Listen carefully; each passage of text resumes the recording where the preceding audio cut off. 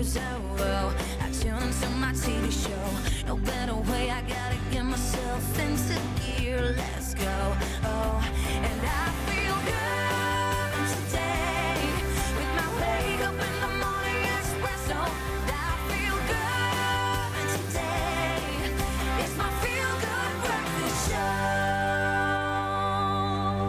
show. New hair, who dat? New hair, don't care. Lots of us. Look at that, Hello. eh? It's a Wednesday makeover. We are feeling it this morning because you deserve it. We love you guys. How you doing, Home Slice? I'm good. I'm feeling so fresh. I got a new name. It's called Shaniqua, everybody. So Nice. from today onwards, Shanae, no more Jamie. Shaniqua. Jamie's gone. It's Shaniqua. And you, I feel But like you it's look like street a... I know, after I cut my son's hair, he George demanded it. George He was like, Clooney. please, Dad, you've got to cut your hair. So Aww. we do it for the kids. Now we do it all for you. And for the next 3 hours, we're going to be doing it in style. And this morning, it's all about the home. We're going to be in your home, from sprucing up your bedroom decor to having top quality couches and, of course, a brand new floor. We have all the tips for you guys. You want to stick around for that. But while we're in the home, we're also whipping up a couple of delectable recipes. Now get this, Nice, we're going to be okay. making some fruit and veggie smoothies. How does that Nice, sound? okay. You're loving that? We Nice also good have... start to the day. I like that. We have some Go Nuts breakfast bowl as well. Nice, because Yummy, you nice. want to have that foundation for the day. I like that. Absolutely. And then we also have a yogurt red velvet oat cookies. Just to sustain you throughout the day, yeah? I mean... Just one every couple of hours, you're sorted, man. That's all the recipes we have for you today. Absolutely love that. And hopefully that'll be enough to entice the brilliant young superstar on the rise on our stage this morning, 19-year-old Capetonian Tyler Page, who is making waves. See the fire in those eyes. She is ready to conquer, and we cannot wait to meet her this morning. Absolutely. And one person we also can't wait to connect with this morning is none other than Mr. Demorne. Good morning. Don't How fade, you bro. doing? Don't fade, buddy. Don't fade. I'm not fading, man. Fresh as can be. Good morning. What was it, George and Shaniqua? You guys are looking absolutely good. Let me introduce myself. I shall be Raphael for the morning. And good morning to you, incredible humans. Thank you so much for joining us. Of course, we are kicking off the magic right here on your Feel Good Breakfast Show and chatting to you, Mzansi. One of the favorite parts about the show is that we get to engage with you, interact, and talk to you live right here. And we've got so many options to do so. We've got Twitter, we've got YouTube, we've got Facebook, we've got Instagram, and we just want to know and connect from you. And this morning, the question that we're asking, seeing that it is all about home improvement, is have you done any home improvements at home? Now, I wanted you to let us know. Send through some of your pictures. I love the before and after pictures especially. So if you do have something like that that you can show us, please come through, inspire us and the rest of Mzansi. We want to see what your improvements are. And maybe you can give me some inspiration, because I'm going to be tackling a big improvement in the next few months. So I don't know, Mzansi, you help me, I'll help you. You know how we do it. We do the thing. But before we get into all of that, it's time to kick off the show. And Jamie Lee Domberg is standing by with the news. Thank you so much, Raphael, and I'll start on the national front. Stage 2 load shedding will be implemented until 5 a.m. on Saturday. Now, this is due to the unreliability of the generation system and to prevent a higher stage of load shedding, Eskom told a media briefing yesterday. The latest round of enforced power cuts began at 5 p.m. on Monday. The electricity utility said in a statement that Eskom teams had returned 4 generation units to service on Monday evening. A further 2 units are expected to return to service today, while an additional 4 are expected to return to service during the weekend. Then the Special Investigating Unit argued before the Special Tribunal yesterday that the Digital Vibes contract was a money laundering scheme designed to siphon funds to former Health Minister Zweli Mkhize's family. Judgment was reserved in the matter, seeking to set aside the 150 million rand contract between Digital Vibes and the Department of Health. The matter also seeks to recover funds linked to the contract. Spokesperson for the Special Tribunal, Advocate Selby Makgoto, says the investigation showed that more respondents who also benefited needed to be added. Then onto the international front, Tanzania's world-famous Serengeti National Park has shared a post on Instagram showing footage of a rare albino zebra named Ndasiata after an area of the Serengeti where it was first seen. The 8-month-old is doing well, park authorities say. The young animal is thought to be one of the most fully fledged albino zebras ever seen, much paler than others spotted in East Africa. Now, in contrast, nearly 3 years ago, a rare polka dot zebra was born in neighboring Kenya's Masai Mara National Reserve.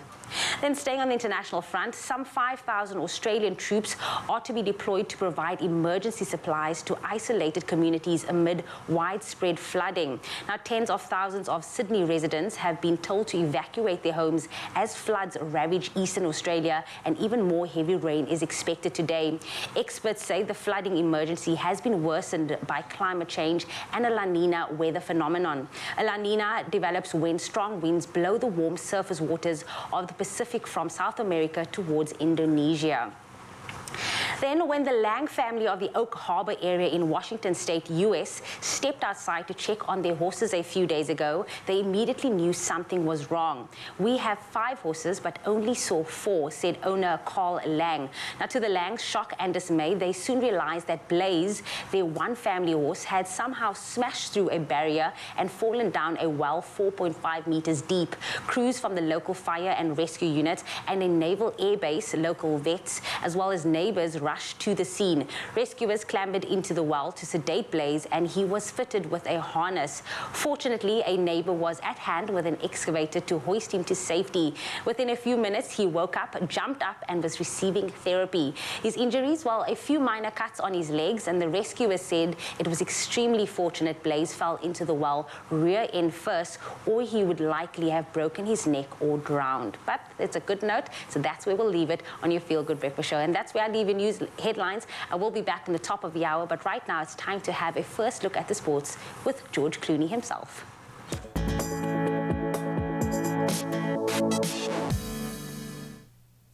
Well, certainly with a touch of class, Liverpool are through to the quarterfinals of the Champions League. That was despite their 1-0 loss at the hands of Inter Milan in their second leg of their round of 16 tie. Lautaro Martinez scoring a thunderbolt on the hour mark to give his side a hope of turning the tie around. But Alexis Sanchez was shown a second yellow card moments later as the Italians were then reduced to 10 men, with the Reds going through 2-1 on aggregate, able to hold on there. Then on the flip side, Bayern Munich were far more convincing in their second leg against Salzburg, winning 7-1 on the night and 8-2 on aggregate. Of course, Robert Lewandowski had to get on the score sheet, and he netted a hat-trick in 11 first-half minutes as Bayern dominated from the first whistle to the last. And speaking of dominance, they've done it again. Australia, the ladies have earned a straightforward 7-wicket win over Pakistan despite a 99-run stand between Bisma Maroof and Alia Riaz. Now, Bisma top scored with 78 not out for her first 50 since returning from maternity leave, but it was not enough as a very disciplined bowling display and an Alyssa Healy half-century earned the Australian ladies their second consecutive win at the ICC Women's Cricket World Cup. So Pakistan batted first with Riaz's 53, helping her side post 190 for 6. Then Alana King was the standout bowler for the Aussies, taking 2 for just 24. Then Healy led from the front with the bat, scoring 72 at the top end of the order to help see her side home and to some more silverware.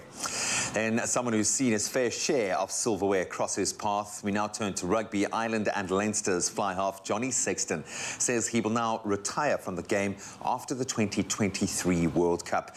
The 36-year-old made the announcement yesterday afternoon after signing a contract extension until the end of the tournament in France. The former World Cup Player of the Year has won 103 international caps and hit the milestone of 500 Six Nations points last month. Sexton made his international debut against Fiji in November of 2009, and he's represented Ireland at the 2011, 2015 and 2019 World Cups. The Dubliner is a 2-time Lions tourist and, of course, has won 3 Six Nations titles with Ireland and 5 European Cups with Leinster. Tough act to follow.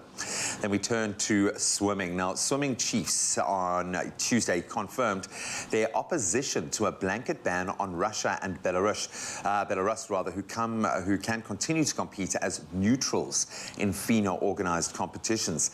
So FINA's strategy is in obviously stark contrast to many other top sports federations who have kicked out both countries following the war in Ukraine. FINA said the decision was backed by an overwhelming majority of the FINA Athletes Committee, which confirmed its opposition to a blanket ban of Russian and Belarusian athletes. And the governing body said it would continue to prioritize measures aimed at supporting the Ukrainian aquatics community. Well, that's where we leave our sporting headlines for this hour. We'll touch on them again at 8 o'clock, or at 7 o'clock rather. Right now, though, let's set the tone for this Wednesday with the latest on the weather front.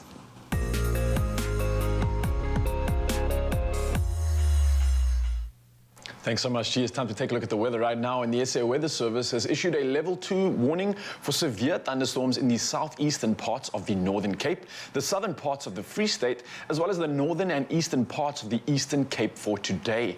Now, communities have been warned about localized flooding of susceptible roads, low-lying areas and bridges, as well as localized damage to infrastructure, vehicles, livelihoods, as well as livestock.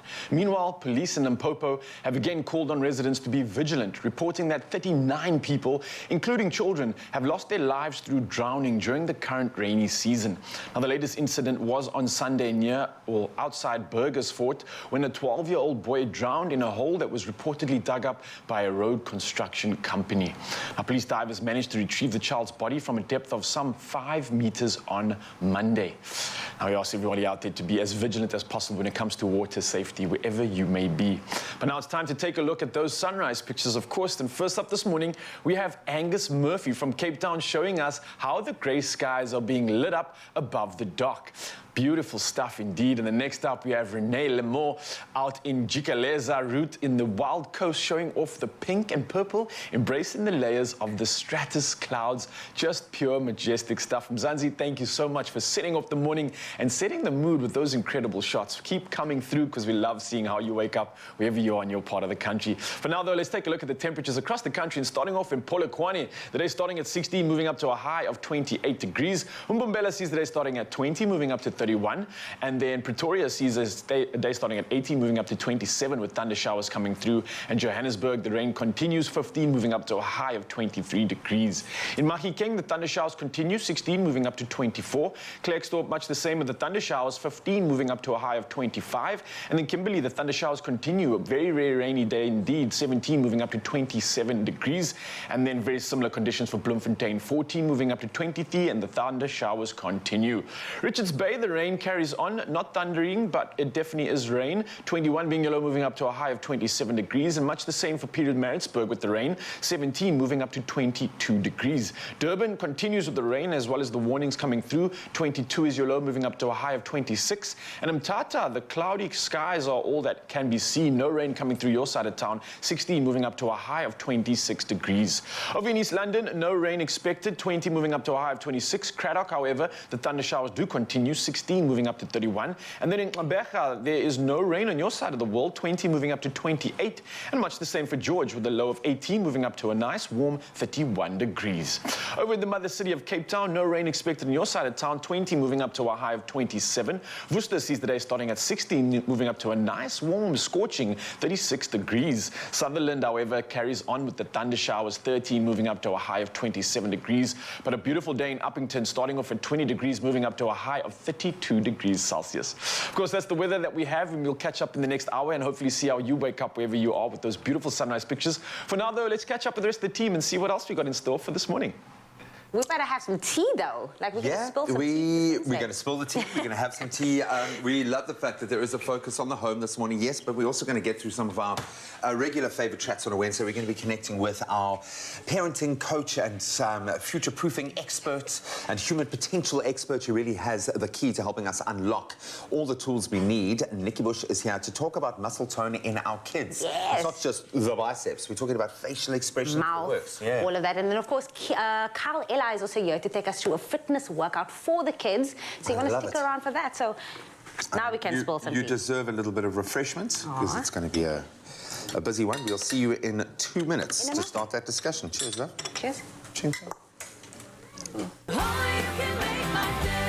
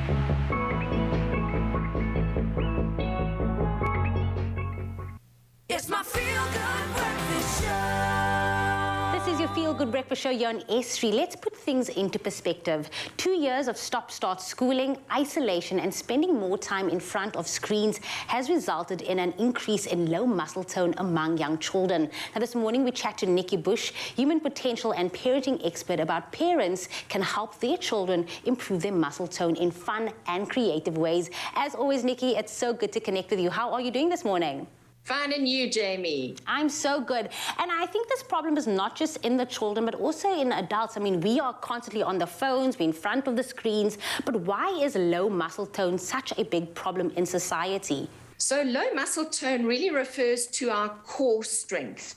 And in essence, our ability to hold ourselves up with strength, with intention, and not to slouch. And if you think about children in particular, they've been spending so much time in front of screens over the last 2 years. And when their parents have been working and they're not at school, they've been gaming, they've been lying in front of the TV, not running and jumping and climbing and kicking and hitting balls and being on bikes, etc., because they've been isolated, they've been contained. And children are actually born to move. They're born to move, and the body is the architect of the brain. So if it doesn't happen in the body, perhaps it's not happening in the brain either. And so there is a direct link, Jamie, between core stability and a child being able to write neatly and balance their letters on a line, being able to read with focus and intention. Because if you are constantly battling to keep yourself upright in a chair in the classroom, you can't concentrate on what the teacher is saying. You can't concentrate on the lesson and the instructions that are being given because you're fidgeting and you see children leaning on their elbows or both their elbows or slouching in their chairs. And I think you're going to see a lot more adults doing that in boardrooms and in their offices too. For sure. And I get that on so many levels. It makes perfect sense what you're explaining. And I mean, you're not saying that kids should go out there and start doing dumbbell weights and core exercises, but how can we as parents help our children improve their core stability and strength in this way? I think we can make it a lot of fun, Jamie. So let's look at the ritual that you have every evening of taking your children down to the bathroom to brush their teeth before going to bed. Instead of walking down, why don't you do wheelbarrow walking? So that means your children are on their hands and you are holding their feet and you are pushing them along like a wheelbarrow and they are busy walking along with their hands. So what are they doing there? They're engaging their core strength, their tummy, their solar plexus, their arms, because what we're talking about in terms of core strength is the gross motor muscles of the body, the arms, the legs, the tummy, the neck, the back, the buttocks. So all of those things need to be stimulated in tandem together. And if you just think of that wheelbarrow walking down to go and do your teeth, it A, becomes a family ritual. B, it becomes something fun that they look forward to. And C, you're engaging the whole body in that activity. You're starting something new now, because I'm picturing Luca every day after dinner. Mom, let's do this exercise. And he's going to expect me to do the exact same thing. So if I come with a broken back tomorrow, I blame you, Nikki. But let's talk about the academic level that kids need to be on. How does muscle tone impact this? So firstly, concentration. You know, if they're having to focus on their body too much, then they're not focusing on what's going on in the classroom. And handwriting takes an enormous amount of coordination. It's not just the holding of the pencil and the pen in that pincer grip, but it actually relies on the stability of the whole arm, the shoulder girdle, and your child's core, which includes actually the hip girdle as well. So to sit comfortably in a chair, to be able to hold your body in position, to be able to have the control at the extremity means you have to have that core stability. So we go back to the center all the time. And it's incredibly important that our children learn how to engage that core, because we want them to be able to focus, to concentrate, to be able to learn to read, to write. You can see a child who has low muscle tone battles to balance their letters neatly on a line in their books, and they might have real scrawly handwriting. And there's something else we need to talk about in terms of core strength and muscle tone, and that is what is happening around children's mouths. So that's a second question we need to get to. We're definitely going to get to that and unpack a bit more about low muscle tone around the mouth. So we'll be continuing our conversation with Nick in a bit. Stay with us. Absolutely beautiful conversation. We will get back to that in just a bit and talking about everything that we can train and everything we encourage them to do so at the same time. So it's never too early to encourage a love of physical activity in kids, especially when you're exposing them to fun fitness activities and sports. And doctors say that participating in different activities develops motor skills and muscles and reduces the risk of developing overuse injuries later in life. So how cool is that? Now, here to take us through some of these exercises is personal trainer and, of course, model. You can see for yourself, Kyle Eli in the building. How you doing, brother? I'm very well in yourself, sir. I'm good, man. I'm excited because we get to be kids again, right? Yes, definitely. so let us play. What do you got for us? Okay, so today we're going to do 4 exercises. Our first exercise will be a basic mountain climb, right? Okay, So you go down onto our all fours. Yeah. Into the position, and I'm assuming Here we this go. is something that the Firstly- parents can get involved in as well, right? Most Not just the definitely. kids. Okay. Firstly, all the way up, Yeah. and we swap sides. All right. And that's the flow we want. Okay, so you're kind of like switching the legs in the air, right? Yeah, it's activating your core as well as your glutes. Oh, there it is. I'm feeling the Stabilizing core, muscles, baby. feeling that region by the stomach, Yes. kind of getting stimulated, getting hard. The core is engaging. Squeeze. All right, All we're the time. squeezing people. Mzansi, I hope you're getting off the couch and joining us right now is the perfect way to start the day. Whoa. And time. So what Okay, we going on our for time? feet. Reps? Deep reps. So we want to go with 30 seconds all the time. Okay. Nothing less, nothing more. Beautiful. Obviously, we're on the show this morning, so we're going to try and Yeah, keep we'll it speed it up for Perfect, our perfect. intents and purposes Ow. sake. But you guys at home, don't skip your 30 seconds, of course, and go for how many rounds in Yes. total do you want to do? 3 rounds per exercise. Lovely. That's a full workout right there, yeah? Yes, most definitely. Okay, let's carry on. Our man. next exercise will be a normal squat, right? Okay. So feet shoulder width apart, All right. toes pointed slightly outwards, Okay. keeping your chest up, dropping all the way down. Use your arms for balance and up, squeeze. Oh, nice. All the way down, up, and squeeze. All the way down, up, and squeeze. Go for 2 more. I must just say, 1. I've noticed the difference in range of motion between kids and adults. Yes. Young kids nail these exercises, All the and you time. almost notice that the less we practice it, the worse our mobility gets until we get to that adult phase where we're squatting and your Yes, back is and all everything's tight. tight already. So you know maybe what I we mean? can learn something from the kids as well. I mean, their range of motion is great, and we need to carry on with that movement so we don't have that Exactly. injuries later on in life. Because I like remember, this is a vital moment in their lives, right? It's time to build the cognitive movements as well as Yeah. the motor neuron skills.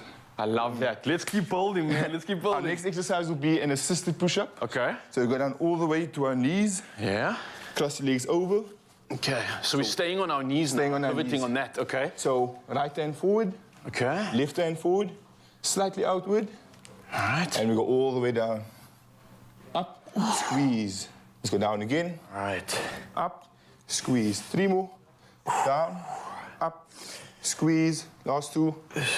Down, squeeze. Lovely. Last one.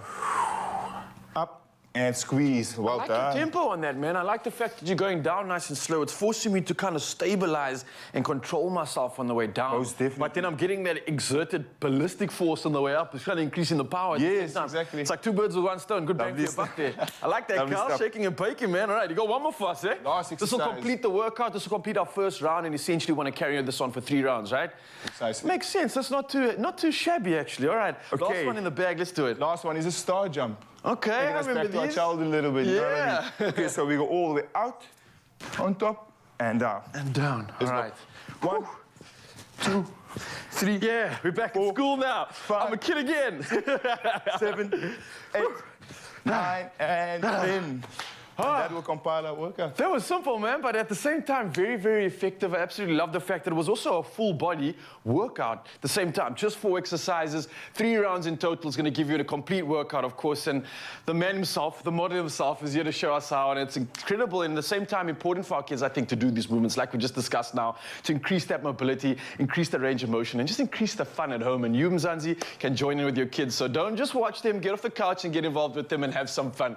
Carl, it's been an absolute pleasure. Thank you so much for joining us. All good, I look man. forward to the next session. Lekker. I hope you enjoyed that, Mzansi. Whew. Only you can make my day.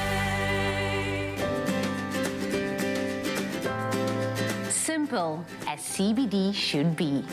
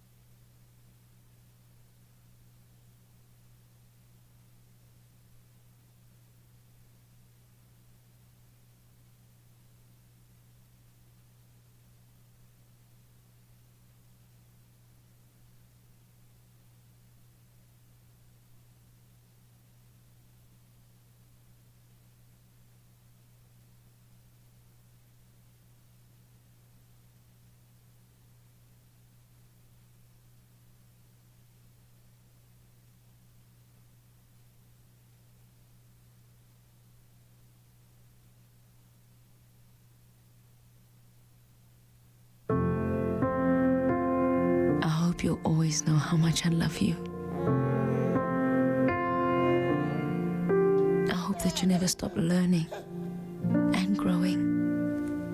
That you'll be brave and joyful and kind. And that one day, when you look at me and I look at you, we'll love the wonderful you that you've become. It all begins with purity. It's my feel-good breakfast show. Welcome back, everybody. We are continuing our conversation with human potential and parenting expert Nikki Bush around how parents can help their children to improve their muscle tone, as well as how this impacts them academically. Nikki, are you still with us this morning? I am, Jamie.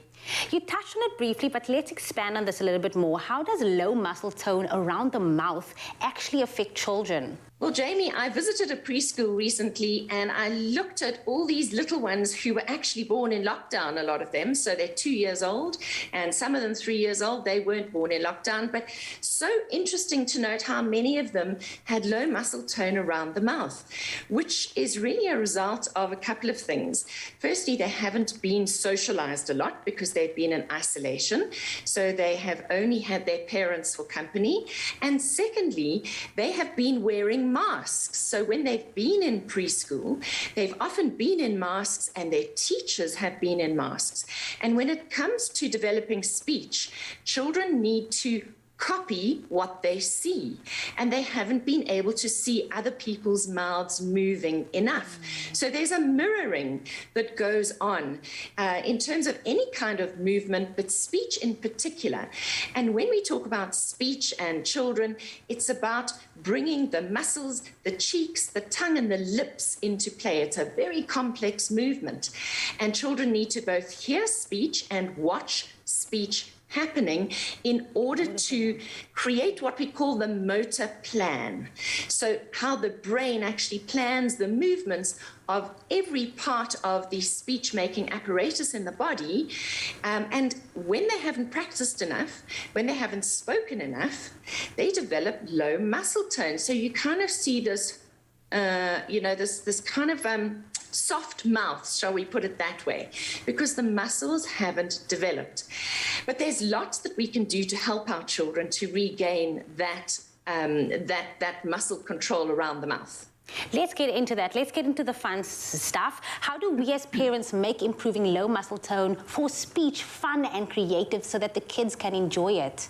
Well, first off the bat, and it's a very cheap activity, is go and buy some bubbles. And bubble blowing is really good for exercising all those muscles that are good for speech. So if you just try that now, Jamie, pretend you're blowing bubbles, and we go... And can you see how much you are exercising the mouth? Okay. And any kind of whistle. So go and trawl through sports stores and toy stores and try and get different kinds of whistles that have different shapes. You get whistles with a round opening, and you get whistles with a much more oval opening. And so a sports whistle has more of an oval opening. Get balloons. Teach your children how to blow them, because they're exercising the entire system for speech, from the lungs to the solar plexus to everything that's going on around the mouth. And then straws are really useful. Get your children to blow into the glass of water, put a little bit of sunlight soap in there, and they can create bubbles, put a bit of food coloring in, and it's even more fun. Make sure they don't drink it, of course. And then the other thing you can do with a straw is give them a little cotton wool ball and get them to crawl on the floor with the straw, blowing the cotton wool ball down the passageway. And in that way, Jamie, you're not just exercising the muscles for good speech, but you're also exercising the whole body for the core strength, the low muscle tone in the core that we were talking about a little earlier on the show. So everything we do, we need to just make sure our children are switching on their bodies again by doing physical movements. And something I've learned as well is actually putting peanut butter on a spoon. So you'll ask them to lick the spoon with the peanut butter, and they'll have to try and take the peanut butter off their palate with their tongue. It's also a great exercise for the kids to try to really encourage creative speech. So that's something I would mention as well. Definitely, great idea. And here's some really simple things to do. You can get them to fill one cheek with air and then move the air from side to side like this. And they love doing things like that. And then you could get a tongue depressor and hold the tongue depressor up and get them to touch the tongue depressor with their tongue. So they'll be pushing against the tongue depressor. And then you hold the tongue depressor to the side. And so actually getting them more aware of how they are working and moving the cheek, the lips, the tongue, the jaw in terms of good speech. And of course, chewing gum will go a long way. A speech therapist often tells a parent to go and get chewing gum and let their child chew on chewing gum for a couple of minutes a day. Got it. And I believe you have a Parenting Matters with Nikki Bush Facebook group. Tell us a bit more about it. I know that if parents wanted to reach out and needed more advice, they could contact you on that, correct? Yes, absolutely. So there's always information at nikkibush.com, but there is a closed Facebook page called Parenting Matters with Nikki Bush. And if you want to continue this conversation with me there, I am happy to chat. I'm going to do that just now. I'm about to sign up, go into Facebook and make sure that I'm part of that group. Nikki Bush, as always, so great to connect with you. Thank you so much for taking time to speak to us and the rest of Mzansi today. Have a wonderful day further. Thanks, everybody. There you have it. For more parenting matters, be sure to check that Facebook group, Nikki Bush, and you can get all that advice at your fingertips. Oh, Miss Nikki Bush, Jamie, thank you so much. I've taken a huge amount out of that because I do, yes, have a lockdown baby. But now we're going to turn to different health matters when it comes to our children. In fact, nutrition and the best possible nutrition. Encouraging our little ones to enjoy themselves while trying new foods is a massive milestone, and it takes their taste buds on an adventure of discovery, a vital adventure that they have to go on. And after all, there's a whole world of flavors to explore and enjoy, and starting solids is the first step. And we welcome back our favorite magical mama chef, Jenny Morris, to show us a classic recipe our little ones are bound to enjoy. And we're sprucing it up with a little purity this morning. Mama Bear, how are you? I'm very good, darling. And yes, you do have your own baby, so you know what's good for them. Well, thankfully, we've just moved past this phase, and it is a lot of fun. And as a bit of a clean and hygiene freak, it's a very difficult stage for me to go through because food goes everywhere. But ultimately, it's about what you're putting into those little bodies and helping them through that wonderful process of awakening their taste buds and their mouth feel and all those things. That's exactly what you're saying, because this is children use their mouths actually. They always put things in their mouths, so it's like a voyage of discovery. Completely. And I love it when the penny drops and they're sort of like, oh, that's delicious. I know. So, I mean, besides just feeding them, Purity's been around, I think, before me. It's been around forever, you know. It's got the history, but I love the fact. So one of the leading lights for me when it's come to my own baby has been Kath McGaw, who is just a lactation specialist, but also an awe-inspiring dietitian when it comes to our little ones. And she's worked really closely with the Purity team for the last 5 years. This is pure. When they say purity, No, it they is do. They do a lot. exactly No, that. they desperately research it all the time. And I mean, here I've got the beautiful sweet potato. If you look at it, the texture is like sweet potato and apples. I mean, every baby starts its first food with strained apples. Now I still love that. I still love the strained apple. So just to break it down, you'll see on each one of these bottles there is a number. These stages are identified by age appropriateness. So 6 months will mean introducing the solids. 7 months introducing a bit more variety so that they get used to that. Then 8 months we introduce the texture, and then 10 months we start introducing more textures, and then preparing our children for the table. real food. For the table, absolutely. So I'll put some real food in that as well. You're going to add the bananas because the bananas give beautiful texture. And what I like about this, you can freeze it and keep it in the freezer. Am I going everything in? No, don't be greedy now.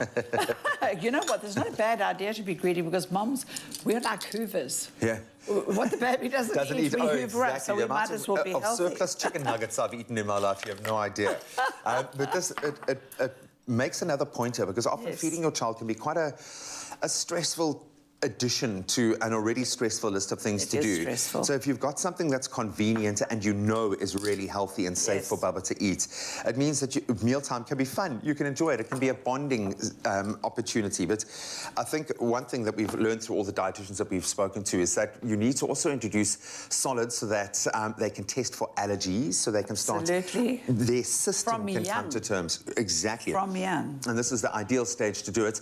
And it's important for babies to start with food that is obviously soft and smooth and easy to digest, which is why we're going to blitz this one.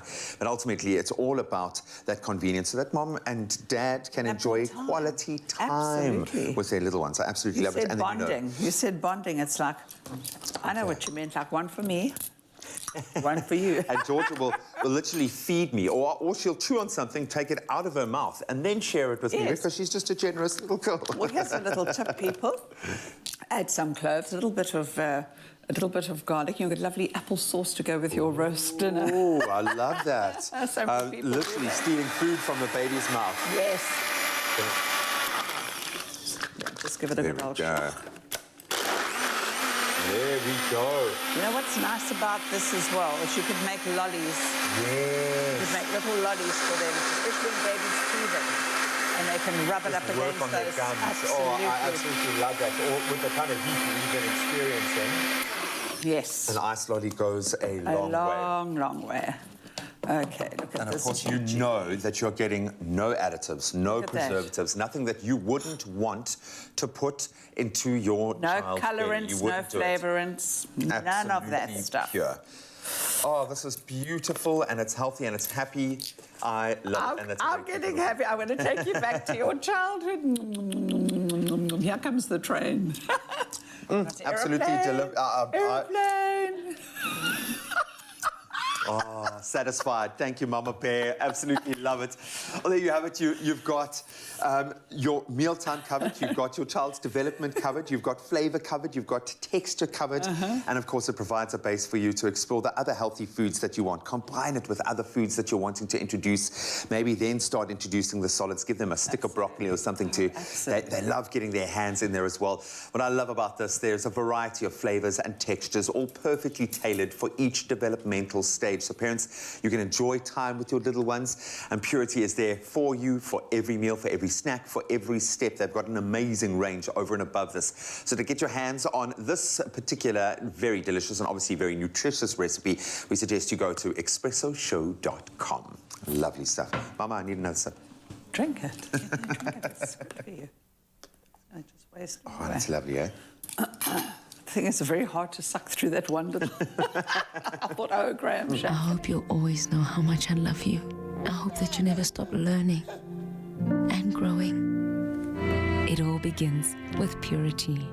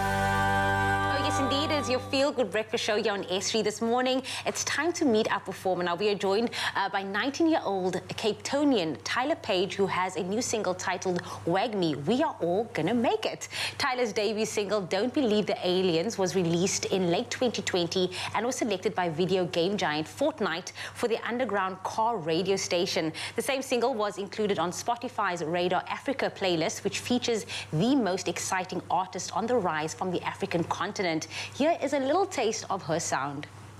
Don't believe the aliens. Do you think it is the end? Drink it down until it dies. Snow came on the summer's day. Do you think they're gonna stay? Run until you can fly. Ooh, and she's joining us right now. Please, can we give her a feel-good welcome, everybody? What does it feel like looking at yourself? Because that is so dreamy. It doesn't even sound like you. No, it's honestly, it's still so weird to me. Like, is that actually me? It doesn't even feel real. Crazy, because your dreams are literally coming true right now, 19 years old. But where did it all start for you? I've been singing since I was a baby, since a grub. That's what my dad would say. But it always started on Instagram. I used to post videos of me, like singing covers with my ukulele just in my room, like super casual. And then I got noticed, and then the rest is history. And now I'm here. And now you are signed by Warner Music Group. That is unreal. 19 years old, already signed to a label. I mean, that must be so amazing. It's crazy. Like I said, it doesn't even feel like it's true. I feel like I'm gonna wake up from my dreams and be like, damn, that was actually really cool. I wish it was real life. But it's crazy. Guess what? You're not dreaming. You're live. All of this is live. There's real cameras out there. But your single, Wag Me, We Are All Gonna Make It, it's out right now. What was the inspiration behind that track? So, I mean, obviously, you know, Cape Town has beautiful summers. And the song's really about the summer love, that you meet someone in the summer, it's like a very warm feeling, and you hope that this love is real and that it's going to last. You want to tell us something about the... Is it a personal story? Is it just something? I think a lot of people can relate to it. Even the song doesn't even have to mean anything about a relationship. It can even mean, you know, coming out of rough times, like we have in COVID. The past 2 years have been so rough for so many people. And I think Wag Me, mean we're all gonna make it, can also translate to people. We're all gonna make it out of these super rough times, and we can get through negative times together, which I think is really special, and people can relate to that. And then also just take me through it. I mean, you are now on the radar from Spotify to being Africa's rising star, and then also Fortnite. They look at you and they think, Tyler Page, 19 years old, from Cape Town, we want her. She's someone we need to look out for because she is doing good things. Do you want me to pinch you right now? Because this is all happening. Pinch me, please. It doesn't feel real. I play Fortnite. I love Fortnite. I'm a little gamer girl. But I mean, you would literally sit in a car and my song would come on and I'm like, this is so weird right now. Like, what's happening? I'd video record myself and be like, that's me, everybody. This is me. That's my sound on the radio right now. And that being said, Don't Believe in Aliens was such a huge success. Do you believe in aliens? I mean, this is a safe space? I don't know. I kind of do, kind of don't. I don't know. I have mixed feelings. I mean, we can't be the only things. No, certainly not. Sometimes I think I work with aliens, like the boys that I work with, they sometimes give me alien vibes. But no, speak to us about that song as well. Don't Believe in Aliens. Great success. I mean, coming from that now, brand new single as well. Like, where to next for you? Where to next for me? Definitely success. That's my biggest goal, is to be successful and just to be about to make a music video for my newest release.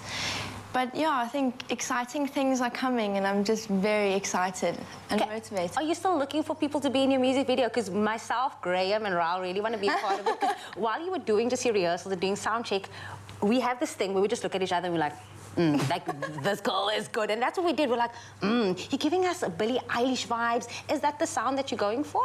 I mean, it's not the sound that I'm going for, but she has influenced me a lot. I mean, I love her sound, but I always try to make my sound my own and my music my own, so. For sure. I'm going to put it out there, local or internationally. Is there anyone that you want to collaborate with besides Billy? I'm sure she's watching right now and be like, yeah, I want to collaborate with Tyler Page. Right. Anyone that you just put it out there, manifest it. You know, this person hasn't made music in so long, but definitely Rihanna. I love her. She's popping out babies right now. I know. She's not making music but you right know, now. She's a legend. I love her. And you are a legend, Tyler Page. Thank I'm you. so excited. I think Mzansi is not even ready for what is about to happen. Tyler Page, 19 years old. She's not going anywhere. She has 3 performances coming your way, so keep it locked here on your Feel Good Breakfast show. Oh, an absolute talent indeed, G. I was just listening to the sound check, and it was like goosebump stuff. Indeed, I cannot wait. That vibe, you just drift away. To another place. Absolutely love it. She's going to be taking you to that other place a little bit later this morning. Right now, let's hone in on some amazing rewards and benefits that you can score if you experience Red and unlock more with Vodacom's Red plan. Yeah, so you can get the Samsung Galaxy S21 FE 5G for 1,299 Rand per month for 24 months on a 10 gigabyte Red Core More data plan. Simple as that. I love that. And then if you pre-order the Galaxy S22 or the S22 Plus right now with Vodacom, you'll receive a free set of Samsung Galaxy Buds Live, valued at just under 3,000 Rand. Man, I told you about this Miss before. my buds, man. But those buds are amazing, G. I still use them to this day. You know what's quite cool about them as well, I realized with the cell phone, is if you have a Samsung and you have the buds together, you can record your audio off the buds. Yeah. So your camera can be down there. I can start doing like workout tips and stuff. As one does. You know, we do. As one does, just randomly drops down and gives They're so exercise innovative. tips. They're so useful. There's so many little tricks and hacks that you can do with them. I'm still figuring out most of them, and I think this is such an incredible unlock with this Red I told deal, you yeah? I lost one. I lost one of them, and now I'm struggling with left ear dominance. Okay, it's a problem. You don't have buds anymore, you just have a bud. I've got a bud. Everyone needs 2 buds at least in their life. And they could be yours for free. So the excitement isn't over yet. Vodacom is also giving away 10 gigs of data every week for the month of March. 10 big ones. So yesterday we asked you guys, what would you do with those 10 gigs of free data? Let's find out. Oh, let's find out what Mzansi has to say. We had so many comments coming through, but this one from Felicity and Britt says, I'd love extra data to phone and video call my family overseas who I haven't seen in 8 years. God, I got a little taste of that. I want to give the data to you. Come Give it on. all. Give it all to Adisha Jagannath weighed in with this one. She says, I live in Ntumba, and we don't have LTE or fiber. Data is quite expensive to buy all the time, especially for school purposes in Google information for my kids. It would be great to win this, as it would be of great help. Yeah, We it doesn't forget sound like about just that, help, man. it's Like, necessary. access to internet is so important for education for so many reasons. I think it's vital Especially in the now area. with kids having to do so much of their Yeah. work online, yeah. Look, Masejo Chlabis also came through and said, I will use it to do my assignments and check up on my little one who just started varsity. These are incredible uses of data, man, for like real, true purposes when it comes I to was waiting for connecting like a with family. Candy Crush or Yeah, something like that. I was play like 24 hours on like some game, but that's really cool, Mzansi. I'm absolutely loving this. And remember to tune in on Friday to find out if you are the lucky winner of those 10 gigabytes of Vodacom data. As you can see, it's serving such an absolutely good cause already. Yeah, vital purpose. So if you are keen, all you've got to do is reply to the competition post on Expresso's Facebook, Twitter, or our Instagram page, and simply tell us, what would you do with a free 10 gigs of data? Don't forget to use that hashtag #ExperienceRed, unlock more, and get right on it, because the competition closes tomorrow. That's Thursday, the 10th of March at 10 a.m. But you can find all the terms and conditions on expressoshow.com. Good luck. Good luck. Switch to Red and unlock a free rugby jersey. Get this great Samsung deal for only 1,299 Rand per month. Further together, Vodacom. Oh, you can make my day.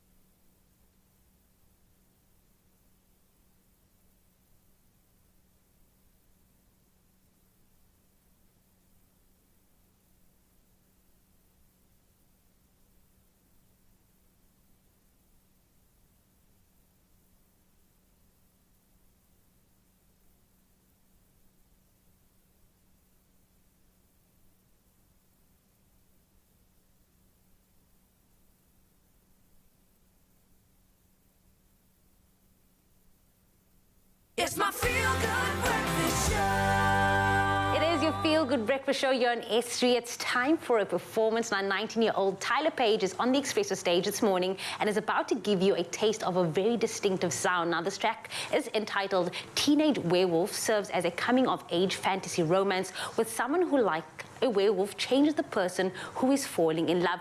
Tyler, I have to ask you, are you single? Because, I mean, your songs is very much about love, about finding the one, about aliens. Are you single? I don't know. Maybe, maybe not. I don't know. She doesn't know. Well, after this performance, I can tell you that those DMs are going to be filled with so many people who want a piece of all of this action. So I'm going to let you take to the stage and entertain Mzansi. Thank you so much.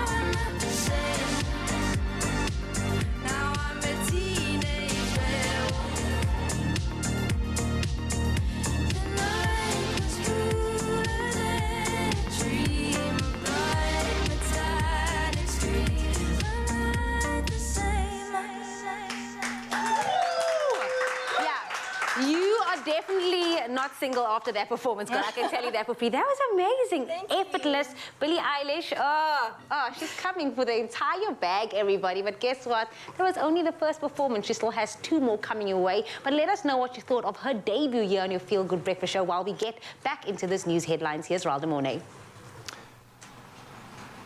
Oh, thank you so much. And I literally still have shivers after that performance. And don't worry, Mzansi, we've got 2 more coming at you straight after this. Now, it's just gone on the hour and it's time to look at the national news. And starting at the Higher Education and Training Minister, Blade Mzimande, who says 200 million has been allocated to community education and training colleges in South Africa this year for skills development programs. Now, the funding will be split among the 9 community education and training colleges, of which there is 1 in each province. Now, Mzimande was speaking at the Ministerial Summit on Community Education and Training being held at the Cape Town International Convention Centre this week. Now, next up in our power saga, stage 2 load shedding will be implemented until 5 a.m. on Saturday. Now, this is due to the unreliability of the generation system and to prevent a higher stage of load shedding. Now, Eskom told a media briefing yesterday. Now, the latest round of enforced power cuts began at 5 p.m. on Monday, and the electricity utility said in a statement that Eskom teams returned 4 generation units to service on Monday evening. A further 2 units were expected to return to service by today, and an additional 4 are expected to return to service during the weekend. Well, that's a wrap on our national news front, but we now move over to international news and heading over to Ukraine, where Ukrainian President Volodymyr Zelensky has addressed British MPs in the House of Commons. Now, speaking by video link, he welcomed sanctions on Russia, but repeated an appeal for a no-fly zone over Ukraine. Now, he referenced British Prime Minister and wartime Prime Minister Winston Churchill, who defiantly quoted, "We will fight them in the forests, in the fields, on the shores, in the streets," unquote. Meanwhile, US President Joe Biden has confirmed a complete US ban on Russian oil, gas and coal imports in a move designed to deal a, unquote, powerful blow, unquote, to Vladimir Putin. Well, next up in Tanzania, where the world's famous Serengeti National Park has shared a post on Instagram showing footage of a rare albino zebra. Now, named Ndasiata after an area of the Serengeti where it was first seen, the 8-month-old is doing well, the park authorities do say. Now, the young animal is thought to be one of the most fully fledged albino zebras ever seen, much paler than others spotted in East Africa. And in contrast, some 3 years ago, a rare polka dot zebra was also born in neighboring Kenya's Masai Mara National Reserve. Well, next up, in Bitcoin circles, someone with diamond hands means they never drag prices down through selling. Well, that's truly nothing compared to the hands of an Australian veterinarian who performed surgery on a tree frog the size of a fingertip. Now, it had accidentally become entangled in some of the eucalyptus meant for koalas at the SPCA facility in Wackall, Brisbane. When wild animal vet Megan Burrow examined him, she noticed that he had a tiny cavity inside his chest of only a few millimeters. But for a tiny frog of only 2 centimeters long, that was in fact a gaping hole. Now, it was clear that the frog needed stitching up, so Barrow administered an anesthetic diluted to 1/1000th of a dose to compensate for his wee size. And moreover, pressure application by Barrow had to be just right, as a frog's amphibious skin is extremely thin.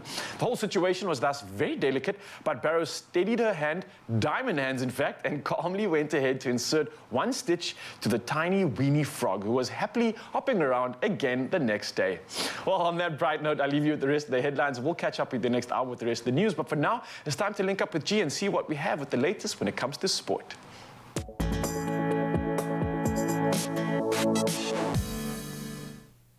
Thank you so much, Raul. Let's kick it off with last night's footballing action. Liverpool are through to the quarterfinals of the Champions League, despite a 1-0 loss at the hands of Inter Milan in their second leg of their round of 16 tie. So Lautaro Martinez scored a thunderbolt on the hour mark to give his side a hope of turning the tie around.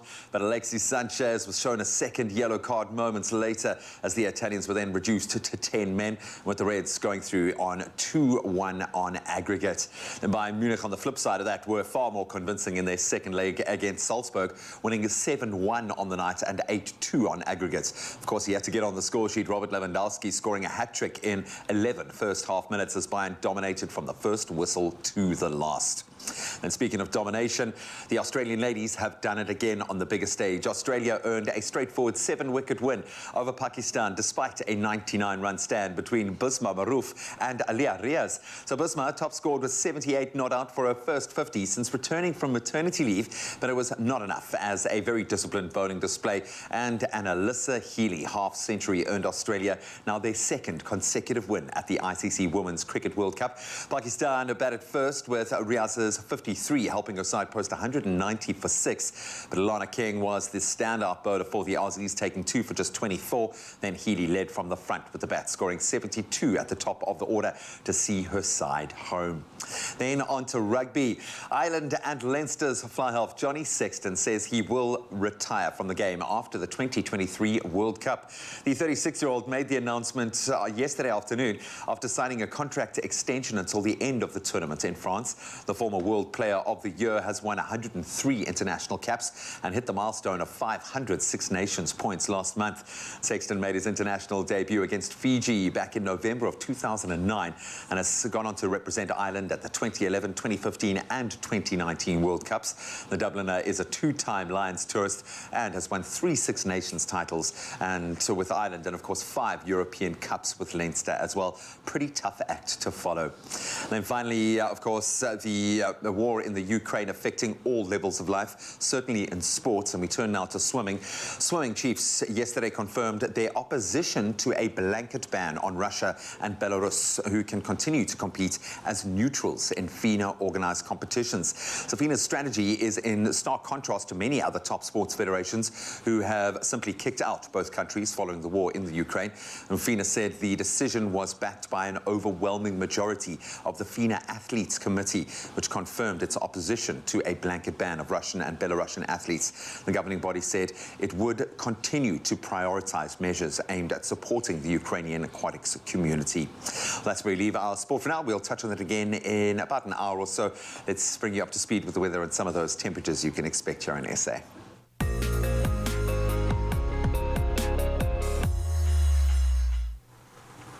Thank you so much, G. On the weather front is that the South African Weather Service says there is no imminent threat to South Africa as Tropical Storm Gombe made landfall over northern Madagascar yesterday and is expected to move into the Mozambique Channel today. Now, the Weather Service said Gombe is expected to gain momentum and predict winds of between 120 and 130 kilometers per hour. Gombe is forecasted to reach tropical cyclone intensity by Friday, when it's projected to briefly make landfall over northern Mozambique. Now, this landfall will be short-lived as Gombe is once again expected to enter the Mozambique Channel on Sunday. The Weather Service also said it would continue to closely monitor Gombe and issue updates as and when necessary, but reiterated that it poses no direct threat to South Africa at this stage. Tropical Storm Gombe has become the 5th tropical cyclone to make landfall over Madagascar in a matter of only 6 weeks. Then, of course, you know we can't start our mornings without taking a look at those stunning sunrise pictures. Now, look at this glorious rosy sunrise sent to us by Neil Naidu from Westbrook Beach as the sun peeks out from behind the ocean. We love to see it.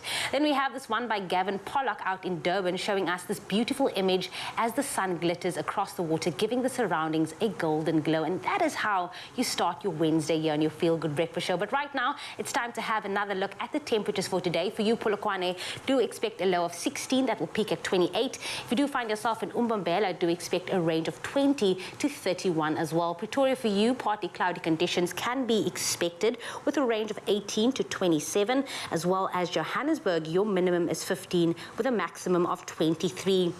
Mahikeng, for you, it is a minimum of 16 and a maximum of 24, as well as Klerksdorp can be seen with a range of 15 to 25. Kimberley, for you, your low is 17 and a high of 27, and Bloemfontein, your day starts off with a low of 14 and will peak at 23. Richards Bay, do expect some rain coming your way on this Wednesday with a minimum of 21 and a high of 27, as well as Pietermaritzburg can also be seen with a 91% chance of rain today, ranging from 17 to 22. 22. South Africa's playground Durban is also getting some rain today, ranging from 22 to 26. Mthatha for you, it is 16, 26. East London ranging from 20 to 26 as well. And then Craddock can be seen with a low of 16 and a high of 31. Gqeberha for you, 20, 28. George, your low is 18 with a high of 31. And if you do find yourself in the mother city, Cape Town today, do expect lots of sunshine with a range of 20 to 27.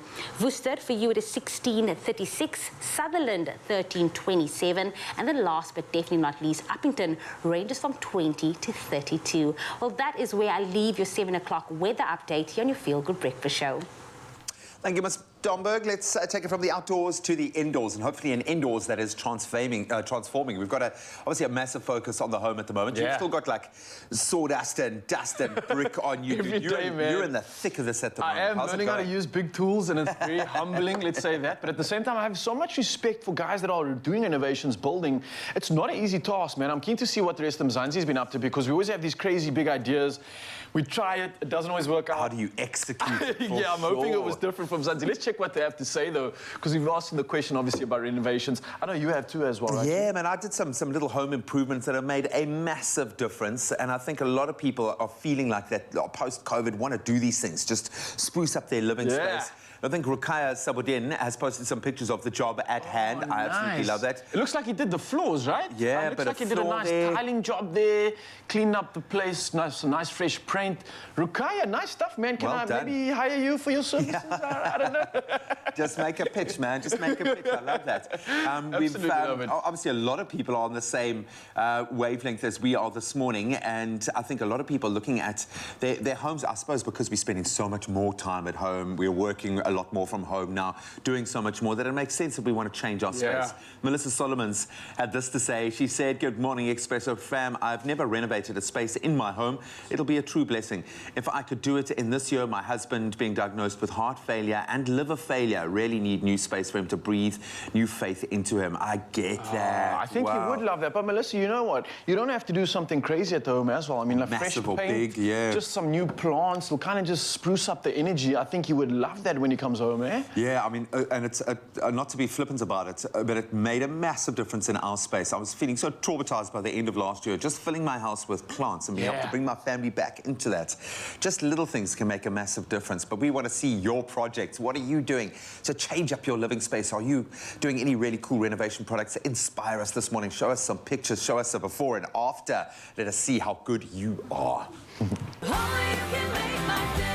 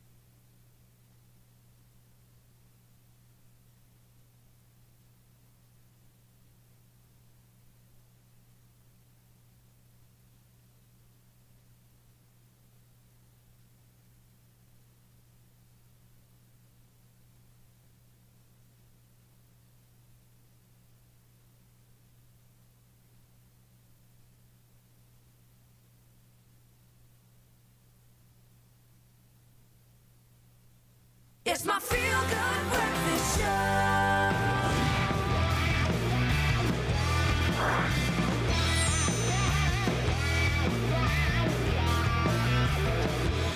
Welcome back, everybody. You know what that sound means. It means JP Sebastian is in the hot seat to bring us all the latest movie trailers, and he's fighting with our pillows so early. Like, leave the pillows. Leave the pillows. I feel like I'm in a very, very elegant can of tuna. I know, right? You deserve a goma goma, my friend. Salmon pink. All goma goma for you. But you are here to actually give us movie I trailers. talk about movies. That's right, not Yes, cushions. not cushions. That is not your forte. So talk to us about the movies. So the first one, the name that you were repeating, it seems like it must have caught your eye. Hit the Road. Hit the road, Jack. That's why, because of the song. Oh man.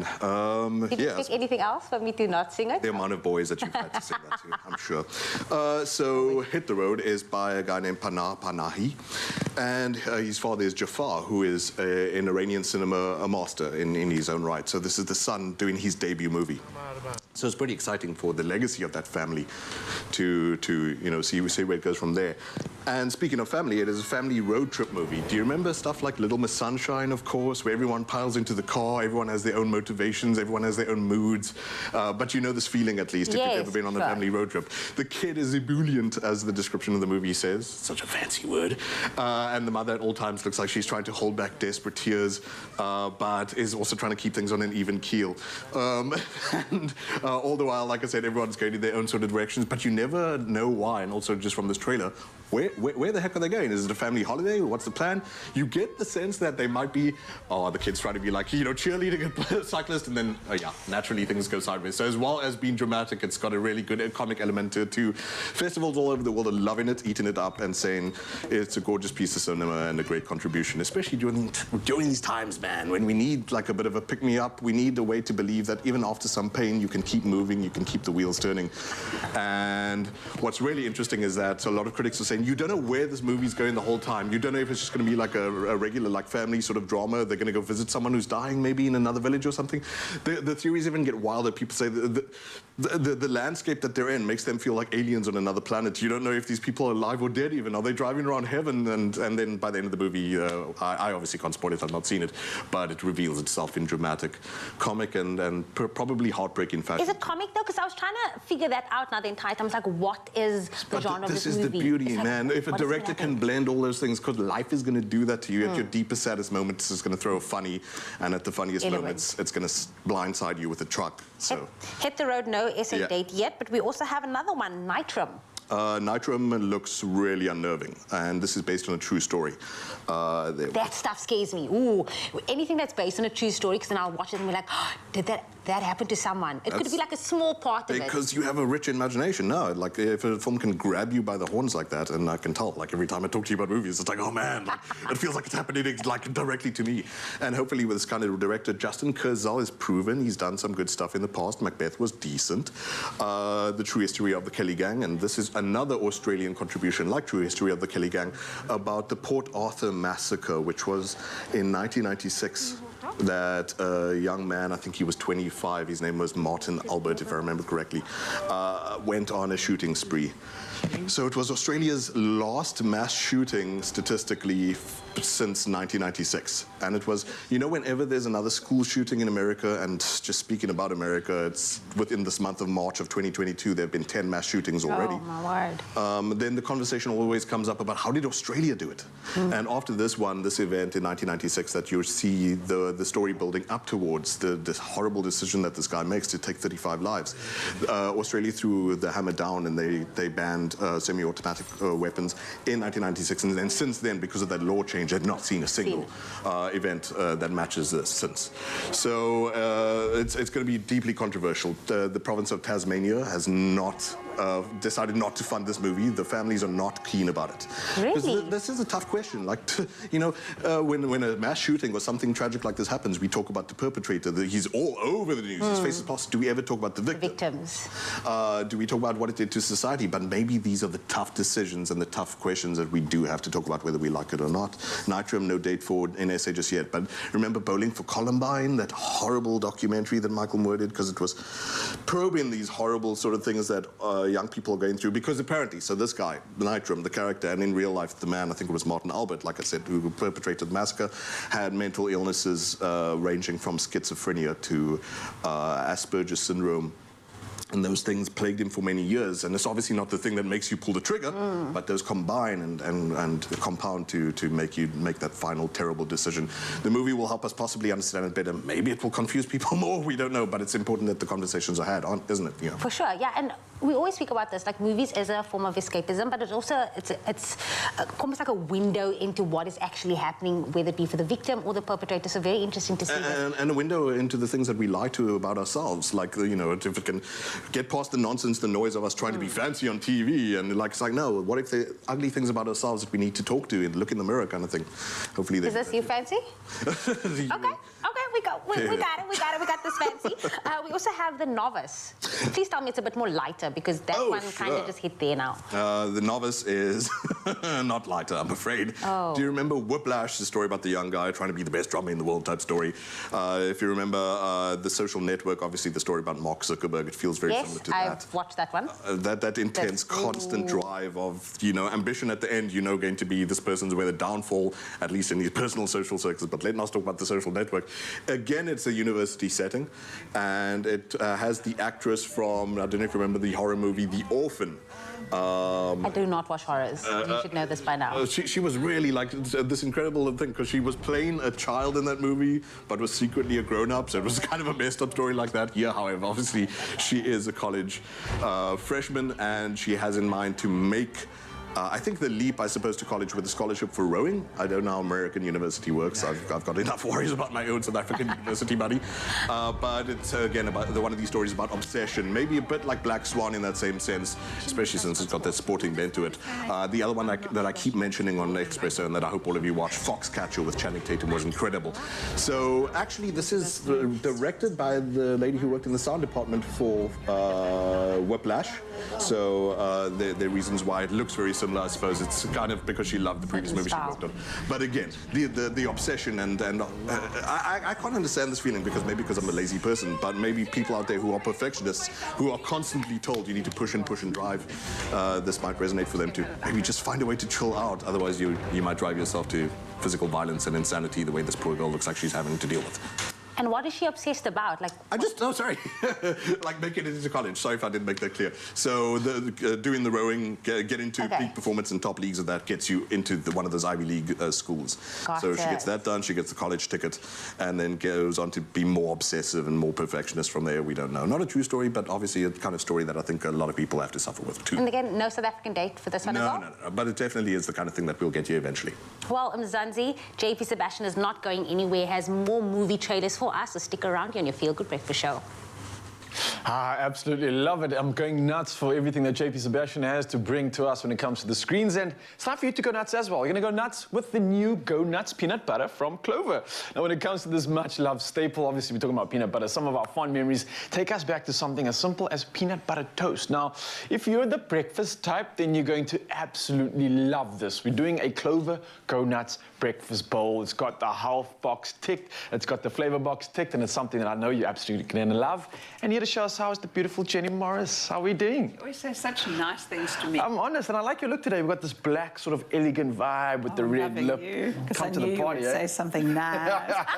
Come and love, that's what Let's make some magic in the kitchen. How are we doing this? So I'm going to use some beautiful rolled oats, nice. And we're going to just cook it up with some milk. Okay.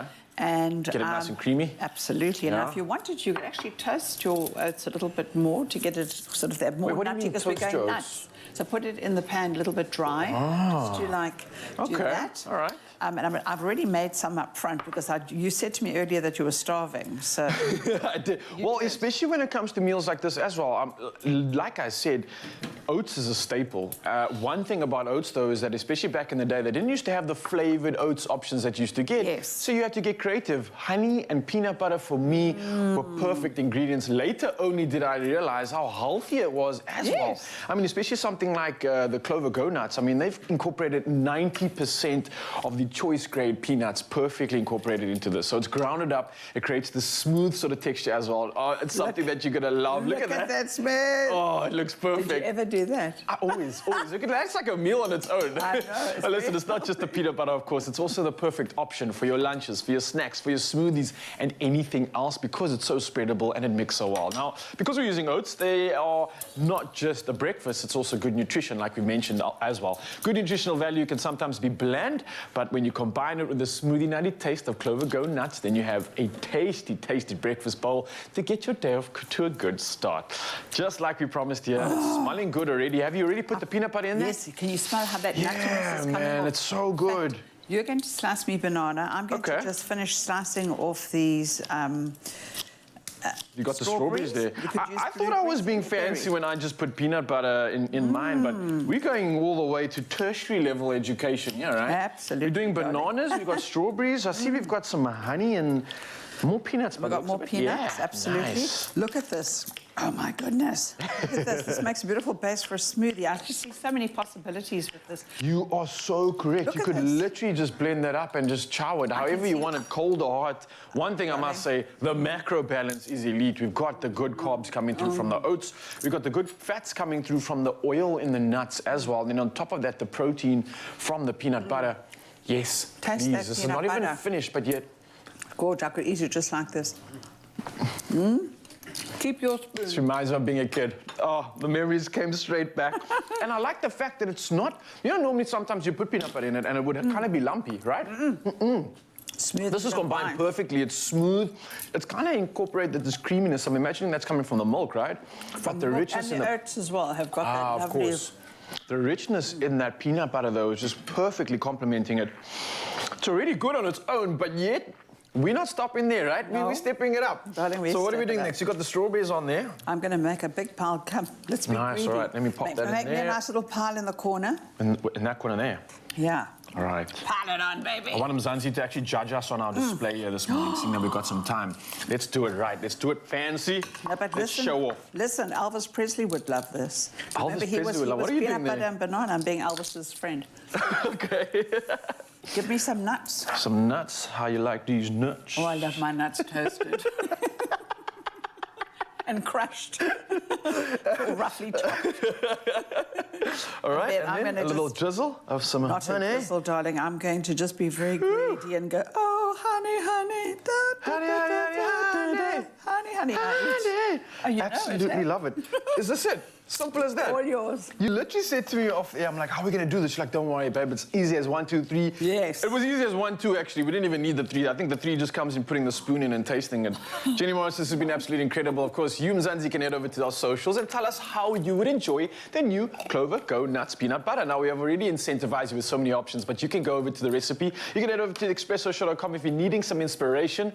But, I don't know, I want to get involved in this. I want to see what some of the other presenters think about this, because honestly, Jenny, this is nostalgic food for me. It's beautiful. It's something I've been built off of. G-Man, get in here, brother. How are you with your oats? The OG got a facelift. Yeah, we're getting nostalgic in the kitchen, talking about oats, talking about combining it with peanut butter, obviously with Clover's new range. Is oats something you've been built off of as well back in the Oats has day? always been the go-to to kickstart the transformation. So Yeah. I think of like cutting weight for the boxing Yes, fights and those sorts of things. Start with oats, man. Obviously not as dramatic as these oats. Yeah, we Absolutely stepped this love it, one but up. I find for the slow burn to kickstart my metabolism early in the morning, it's perfect. So and obviously you're getting all the added benefits, you know, the beta-glucan and that sort of thing. Yeah. But it's always my go-to.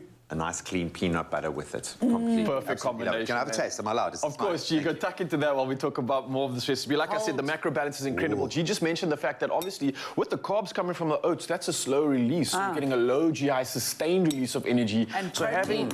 having this in the morning coupled with your protein coming from your Go Nuts Clover, this is the perfect meal for me, for anyone else there cutting, training, needing energy, or just wanting to get into the game. What do you reckon, G? It's lovely. The peanut butter coming through is beautiful. The little pops of fresh fruit are absolutely beautiful as well. I mean, you could even add more berries if you wanted, Yeah. you know, for that. More peanut butter. More peanut butter. I love it, man. Put it in a Tupperware, dollop of peanut butter, dry oats, take it to work, a little bit of hot water, sorted. I'm supposed to Love be that. fasting, but I can't even resist. I'm not tucking to this. Jenny Morris, I think we did a good job here. We made G smile for sure. Myself and Mzansi, if you go onto expressoshow.com and get this recipe, you're going to be smiling too. Enjoy. Good, eh?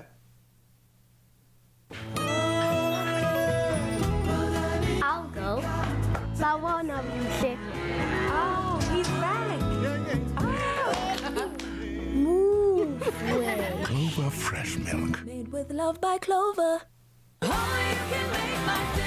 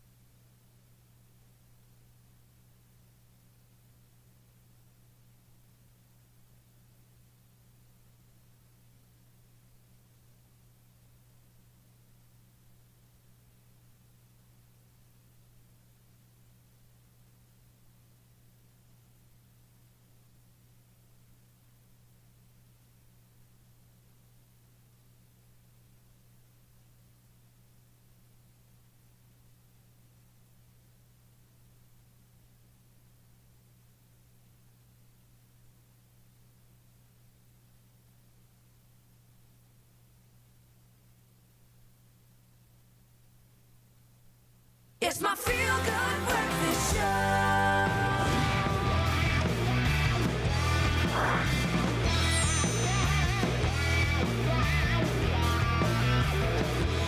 Welcome back. I hope you didn't go anywhere because JP Sebastian is back with movie trailers and some awkward dance moves, which only he knows. That's just JP Sebastian. You say that as if I have good dance moves. It's like there's awkward dance moves and then there's JP's regular moves. Yeah, and you're fancy, and you're all of us. To tell us about the latest movie trailers, you already gave us 3 phenomenal movies. We couldn't stop speaking in the ad break about them and just about how crazy these movies are. But we also have Deep Water. Another kind of crazy. I know you're always looking for sexy, steamy movies, aren't you?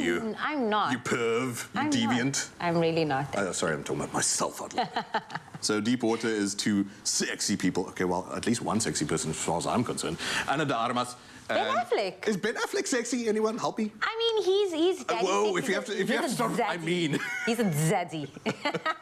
Yeah, he's kind of got that tube shape like myself. You look like one of those tumbles of meat outside a shawarma place. Also, he's with the hottest, women in the world. He was dating Ana de Armas for a time, which, yeah, age gap, good grief. But that's not what we're talking about. We're talking about the movie. Let's get back, forget about your personal life for a second. This is definitely the kind of thing that the director, feasts on. If you can just help me with her name there. I think it's Adrian Lin. Adrian Lin, yeah. Who previously did Fatal Attraction, who previously did Indecent Proposal. And both of those movies, everyone had to act publicly oh, Insidious, dirty, I'm not going to go watch that. And then in secret, everyone was like, yeah, I want to, sit in the cinema and see what this juiciness is about. So a director who's totally aware of what he's doing. I'm not saying it's gross and sleazy in any way. He's always dealing with betrayal. He's dealing with cheating. He's dealing with how we handle that as human beings. So it's a story about human nature as well. Ana de Armas is the wife of this well-to-do, this rich husband that Ben Affleck is. And they have this loose agreement that she's allowed to see who she wants. And it keeps the marriage happy, I guess. I don't know. We'll find out in time. And obviously doesn't keep it happy enough as some of these sexier young men start to get that look from the man who looks like a bundle of meat outside a shawarma restaurant. Laurel Hurry, who is also a funny person, who is the foilio, who helps his friends suspect that something's wrong. Ben Affleck then seems like he gets embroiled, tangled in a net, a conspiracy where these dudes start dying. The dudes that she's seen. So who's it going to be suspect? So she and Ben is seeing other dudes. Married. They are actually married. They agreed to have an open relationship. Got it. And now he's getting jealous. You're approaching this real skinny. You're I know, right? You're doing I'm invested now. Now I'm invested. So the trailer is just. Nasty. She's going to that. Okay, girl. The trailer is just whole shots of him looking like he just got IBS at the second that he's being seen. So I suppose I'd feel that way too if I was as jealous about losing someone as pretty as Ana de Armas. So he you remember Gone Girl, right? You remember with Rosamund Pike? Why does it feel way too similar? But at least in the hands of a capable director, know exactly what they're doing. Adrian Lin, who, like I said, previously did those movies that everyone knew that they had to scorn in the light of day, but secretly knew that they were going to sneak to a cinema to kind of see. Yeah, these two I think broke up, but the director, I know that he must have played on those dynamics and seen something's afoot here. These, I think they broke up amicably, but eventually this movie might have helped them sort out their differences.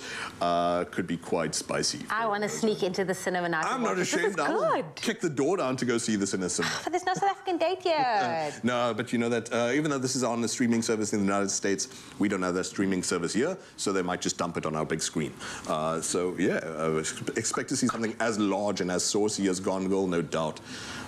We can't wait for that. Deepwater. Bullet Train, also very big right now. Lots of hype around it. Has this been on your radar? Have you? Sandra Bullock's in here, but she's not on the movie trailer. But the big name as well. So Sandra Bullock, I think, plays this narrator character who is Brad Pitt, is the big name you're referring to. He's boss in this. He is an assassin, a hitman, and constantly tells himself throughout the movie. He's a zaddy. That is like Brad Pitt? Not a shawarma man, definitely two falafels. Don't know what I'm talking about. No one repeat what I said in public ever again. Disgusting. So Brad Pitt, yes, a pretty man, who in this plays a hitman on, surprise, surprise, a bullet train in Japan. No way. Guys, it's not a pun though, because a bullet train is the shape of a bullet and it's about shooting on a train, so whatever. God bless you, David Leitch, the director. That director, by the way, David Leitch, previously did Deadpool 2. One of those rare movies where I thought the sequel was better than the first movie. David Leitch definitely knows action. He did Atomic Blonde with Charlize Theron. Correct. Which was scoop skit and very good. Yeah, it was. Graham definitely gives it awesome there, rightly. And Brad Pitt returns to a goofy kind of like subterfuge, Black Ops type character, like some people might remember Burn After Reading, where he was hilarious. He actually, we know by now, we gotta know he's got comedy chops, whether you go back to Snatch, whether you go back to Ocean's 11, and in this, like I was trying to get around to right at the start, he's a hitman who says, look, this is the last job, I don't want to have to kill anyone anymore, I want to be more zen, I want to be more happy, I want to lead a happier life, and then has to pull, obviously, one last job where across these carriages he has to face 6 hitmen, and clearly it looks like a bunch of other people too. Comedy, by the way. I didn't laugh once for the trailer. So it's because you're only hearing my voice. And my voice is not particularly funny. You're looking at images. This is not, but obviously also deeply action-packed as well. So David Leitch directs this, and there definitely is a date for this in SA, which Jamie Lee will give to us. It's July the 15th. The 15th, that is right. I look forward to this one. But, you know, so David Leitch, actually, he was uncredited for John Wick. Looks like he desperately wanted to take a John Wick into his own hands here. Well, by uncredited, I mean he actually was working on the first John Wick, and this is his own baby John Wick in a way, and feels very similar to Kill Bill. Remember that character also wanted to get out of the game, and then she was pursued by her colleagues. So maybe it's going to be kind of similar. Who cares? Can't have enough Bullet Train in your life. Maybe we'll find out. JP Sebastian, you gave us so many movies to choose from, but you let us know, Mzansi, let us know which movie you're looking forward to. JP gave us 5 movies, and we can't wait to see all of that. The only one that has a South African release date is Bullet Train, July the 15th, so make a note of that. But I know the boys have more information coming your way right now. First of all, I think I saw Brad Pitt punch a giant panda in there, which I think that was that's all I needed to see. That's all I needed to see. Bullet Train is cool. Sold. Definitely on my radar. I think all of our radar at the moment. It's not just a call. It's a warning. Matt Reeves' The Batman is here, and it's making all kinds of waves, starring Robert Pattinson. It's been filling up theatres worldwide since its release last week, and many have praised Pattinson's refreshing interpretation of the titular anti-hero, as well as the hair-raising and wildly unexpected action sequences, which I love. Absolutely. Gritty and real. Yeah, man, we're going back to basics. Now, if you're still on the fence about seeing this film, this might just whet your appetite to change your mind. Check it out.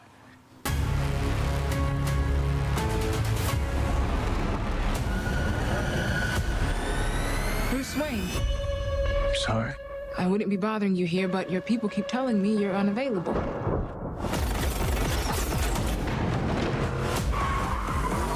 You know, you really could be doing more for this city. Your family has a history of philanthropy, but as far as I can tell, you're not doing anything.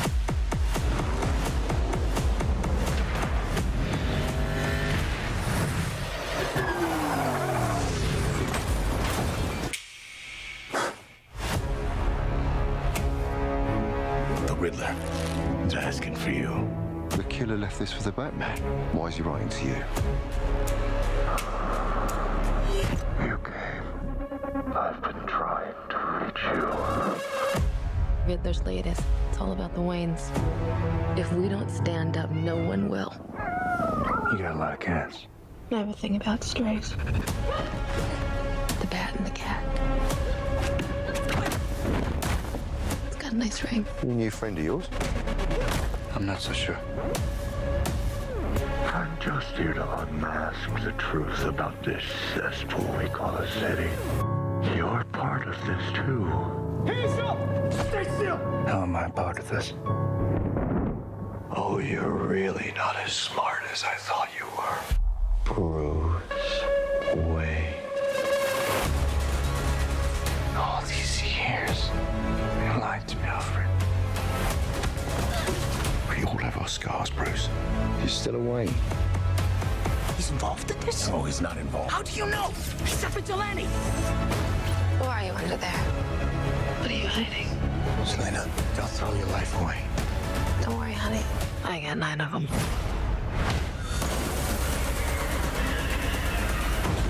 It can be cruel, poetic, or blind. But when it's denied, it's through violence you may find. Justice. The answer's justice. Come on, vengeance. Let's get into some trouble.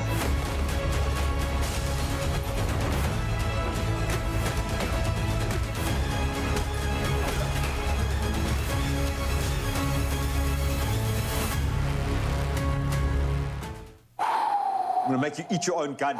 Yeah. Just chow it. Doesn't it just make you want to speak like this, like Batman? And No, do you know what it is? It play makes me around all believe day. if I can make enough money, I can be a Batman. You I can can. really be a superhero. can, I yes. love the fact that they've gone, like you said, back to basics. Your Made it toe, that's gritty actually and quite I good know, at, that's what I'm saying. That a mask bit of as well, eyeshadow, a bit of See mask. it. I'm ready for it. So your eyes might have been pulled, drawn towards some awesome merchandise for the super fan.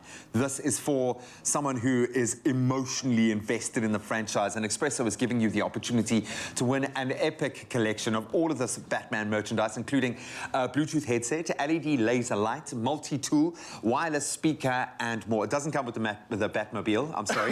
You'll have to go and earn that yourself, but awesome, man. And it doesn't come with the voice either. But all you need to do to tell us how and why you are keen to check out The Batman on Expresso's Facebook page. And don't forget to use the hashtag The Batman, right? So the competition closes tomorrow at midday. So you got to hurry up, come through, tell us why. And of course, those terms and conditions can be found on expressoshow.com. And be sure to check out The Batman in cinemas now and get entering to win. Look at that.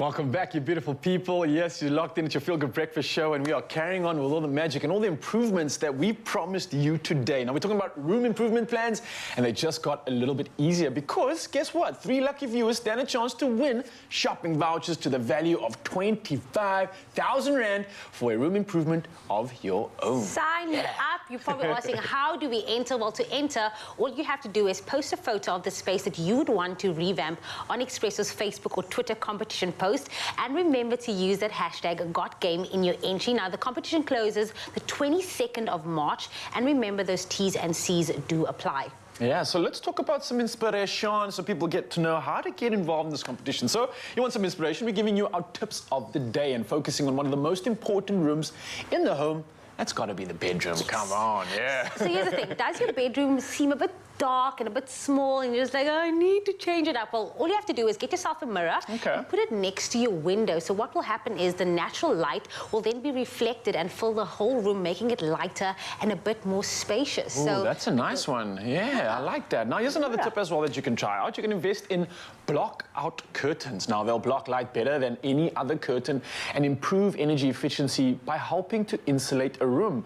And on top of that as well, if you want to get a little nap in or just have a proper night's sleep, get rid of all that excess light and that distraction. And also just how aesthetically pleasing that just looked, that block-out curtains. Yeah. I know both you and I are looking into, you know, moving out and different spaces. I think these things are things that we're going to be applying in the next couple of months as well. But Mzansi, it's all up to you to how do you want to improve your room and your living space. Remember as well, with store opening hours Monday to Friday from 9 to 6, Saturday from 9 to 5, as well as Sunday and public holidays from 9 to 4. You can also shop these items in store as well as online. Yeah, plus there are always rooms for improvement, right? So get entering to win a room improvement of your own. And of course, there's nothing else for you to do other than enter, and I'm wishing you nothing but good luck.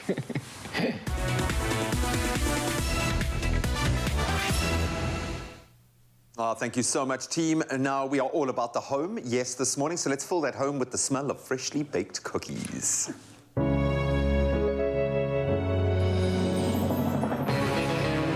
With the creamy decadence of double cream bliss from Clover, yogurt has never been so irresistible. Made with love by Clover.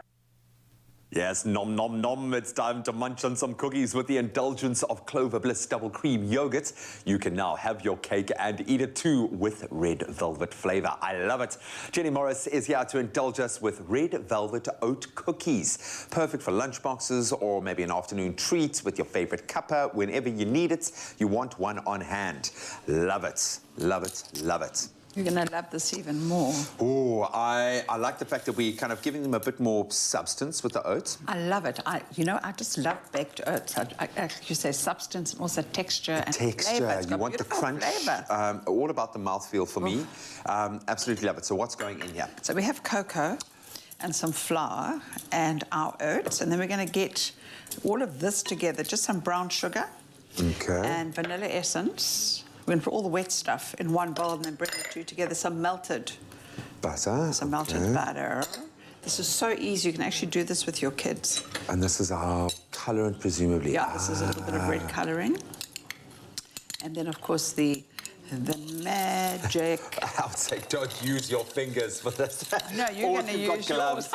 Yeah, I was going to say, this is where you put on your COVID gloves if you've still got it in the house. No, but this is easy. Use it for that, yeah. This is really easy, and I'll tell you why, because we're going to make blobs and you're going to press them down. Okay, brilliant. I thought, let me put them in your hands. For the rest of the show, you're going to be, look at that. Oh.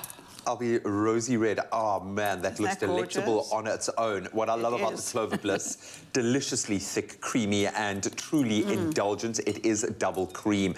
And it can be your go-to yogurt for snacking in between. If you need to, you can now indulge in the new red velvet flavour as well for that velvety, creamy taste, which obviously makes it the perfect hero for this particular recipe.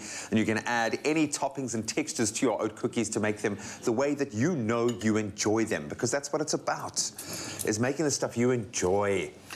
Look at that colour. Isn't that beautiful? Screaming. That's crazy. Kids are going to absolutely love this. Children love exciting things and different and unusual things in their lunch boxes. So this is also great for a lunchbox. Would you like to make friends with my mixture? Okay. Go on then. There, I'll give you the whisk. It'll make your life a lot easier. Off you go, get dirty. There we go. Oh, that colour is it's just so look funky. at you. It is funky. It's fabulous. Oh, that's cool, eh? And then we literally, if you wanted to add a few nuts to that, you could. It's the type of thing that just loves yeah, to and I be think loved, if you've got kind of your healthy things, your go-tos that you like adding to boost vitamin, boost nutrient content, yeah. Love it. Completely. Some pumpkin seeds in there as well. Can you imagine sesame, some sunflower? Yes. That's how's that? Graham, now I'm going to give you the fork. Okay. I'm going to blob and you're going to press. And I'm going to press, okay. Yeah. Okay. There we so go. There you go, guys. It's as simple and as easy as that. Oh, it's already smelling beautiful. It smells delicious. There we go. And if you can always just pop your fork into a little bit of water or oil. Just so it's not sticking, yeah. Sticking too much. And you can make these as big or as small, depending on I would say make it huge, man. For my son loves being able to use both hands when he's eating a cookie. So, okay. And this is a nice way because it kind of feels like a treat, and it's kind of treaty, but it's not. Yes. That's nutritious as well. So, exactly. And that you've got to find a balance, especially with little ones' lunch boxes. Making big ones, then you said you wanted them big. 100%. I love that. Look at that. Oh, you can get your hands all pink. And I think rustic is the vibe here with the shaper. I mean, if you want to get more clinical with your shaping, you can definitely do that. Absolutely beautiful. I have a feeling that Zoe would be eating this dough. Okay, so from here, what happens? Where does it go? How long? How much? About 20 minutes in the oven, 180. Quicker. I like mine a little bit chewy. I was going to say you want that kind of toffee texture in the middle. Yeah, and then when you bring it out, just give it a chance to rest because I've just finished my spoon. Sorry. Yeah, I know. Did you finish all of the yogurt? Yeah, Thank you. Thank you. Breakfast time, absolutely. baby. I can't believe there's a red velvet flavour. It's so on fleek. Yeah. All right, need to return the flavour. Where's my bay? Come in here, bay. Come in here. Look at this. Okay, so we're using oats in ingenious ways. Yeah. So these are red velvet oat cookies. Yum. A lot of crunchy. We were wanting kind of a crunchy exterior and a nice kind of slightly chewy interior. That's exactly how I like it. See if we hit the mark. So we're looking for crunch on the outside, gooiness on the inside. I know Jenny Morris made this, so I shouldn't have it out, but you have to. And give your friend one. Stop being so I thought you had some over there, G. Of course, man. There's one for you. Here we go. Thank you, love. All right, can I dig in? Go for it. It's got that soft inside. I absolutely love it. A good crumble on the outside. It's not too crunchy, though. No. Good crumble. The inside's nice and moist. Oh, the flavour is just jam-packed in there as well. Can smell the flavour, hey? And it's like a sustainable snack on its own, hey? Yeah, I love this. Beautiful. Well done, guys. Nice I love it. job. The texture's there, the flavour's there, and you know there's a bit of nutrients thrown in as well. Perfect for lunch boxes. I think this is the ideal little treat. Absolutely beautiful. You want to find this recipe? Go to expressoshow.com. Cheers. Yummy, yummy. Nice job.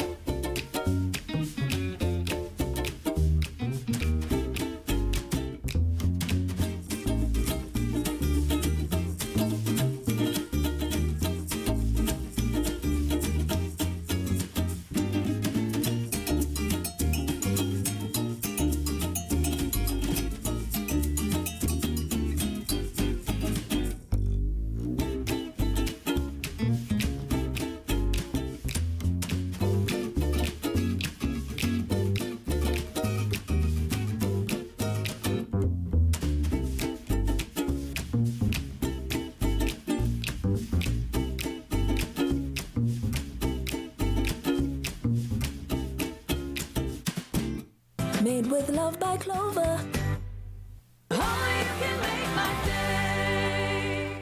Upstyle your home with Expresso as 3 lucky viewers like you stand a chance to win game vouchers to the value of 25,000 Rand for a room improvement of your very own. To enter, all you have to do is post a photo of the space you want to revamp on Expresso's Facebook or Twitter competition post, and remember to use the hashtag #GotGame in your entry.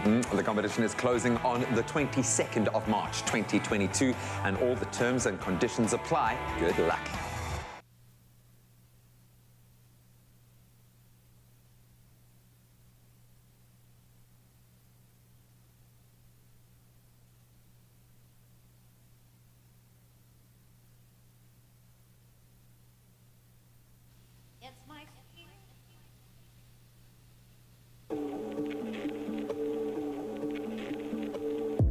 I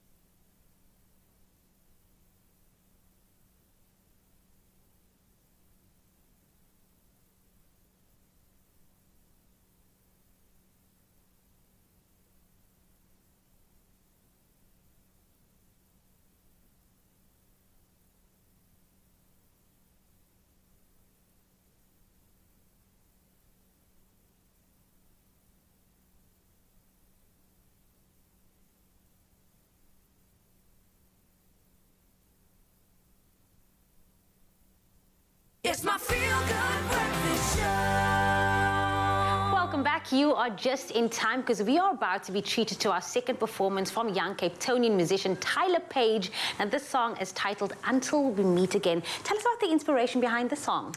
So the song, it was actually written around the time where my family and I, we lost someone quite close to us. And the song's just about thinking about that loved one, and I'm sure many people can actually relate to that, especially during the last 2 years, losing people during COVID and even many other things. And yeah, people can just relate to it, and I think it's quite special.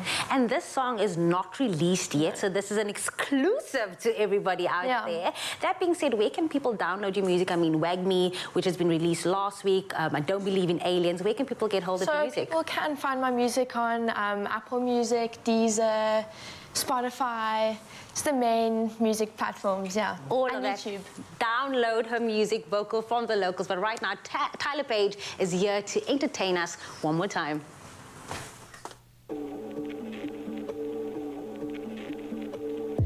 I put a candle in my window so you'll find your way home, home, home. I still think about you every day. I was angry when you left me. Anybody would be. Are you on the other side? Can you see the flame of my candle? Reality is too much to handle. Are you on the other side? Can you see the flame of my candle? I'll wait here for 1 billion years until we meet again. Won't put your picture on my wall, trying not to think of you at all. The days you smell together, and I'm not even close to getting over you.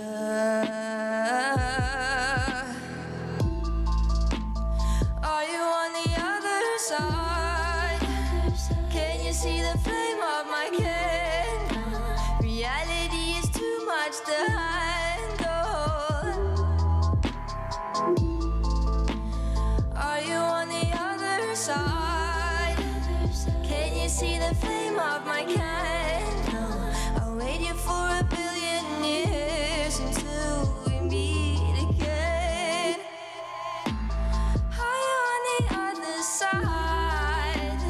Can you see the flame of my candle? I'll wait here for 1 billion years until we meet again.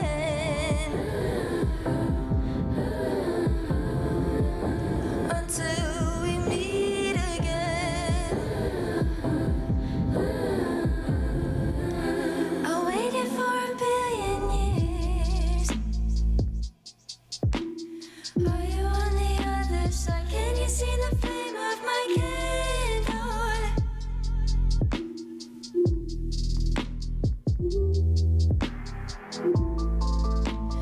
Are you on the other side? Can you see the flame of my candle? I'll wait here for 1 billion years until we meet again. Your vocal range is insane. I don't even think you understand the power you have, that voice you have.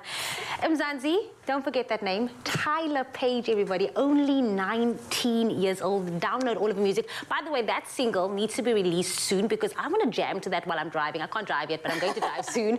Anyway, Tyler Page is not going anywhere. She still has one more performance for you, but we are down to that final hour. You're on your Feel Good Breakfast show. Raul Demone is standing by with his news headlines one more time. Thank you so much, ladies. Absolute magic stuff, and we can't wait for that last performance coming through from Tyler in just a bit. But for now, it's almost on the hour, so it's time to take a look at the news, and starting off for national fronts. Now, the city of Tshwane has announced it will resume operations at all of its driving license testing centres and motor vehicle registration offices starting tomorrow. Now, on Monday, Transport Minister Fikile Mbalula was met by angry protesters at the Acacia Driver's License Testing Centre in Tshwane, who demanded the scrapping of the National Administration Traffic Information System booking system.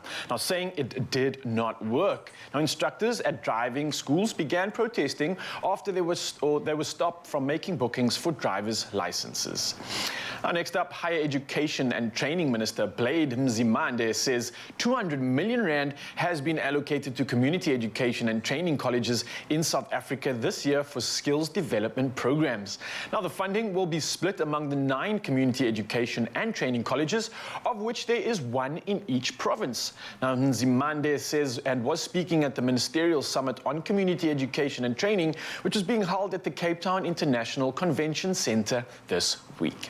Well, from national news fronts, we head over to international news. And over in Nigeria, where the lower house of parliament has agreed to reconsider 3 of 5 rejected gender equality bills after demonstrations across the country by hundreds of women.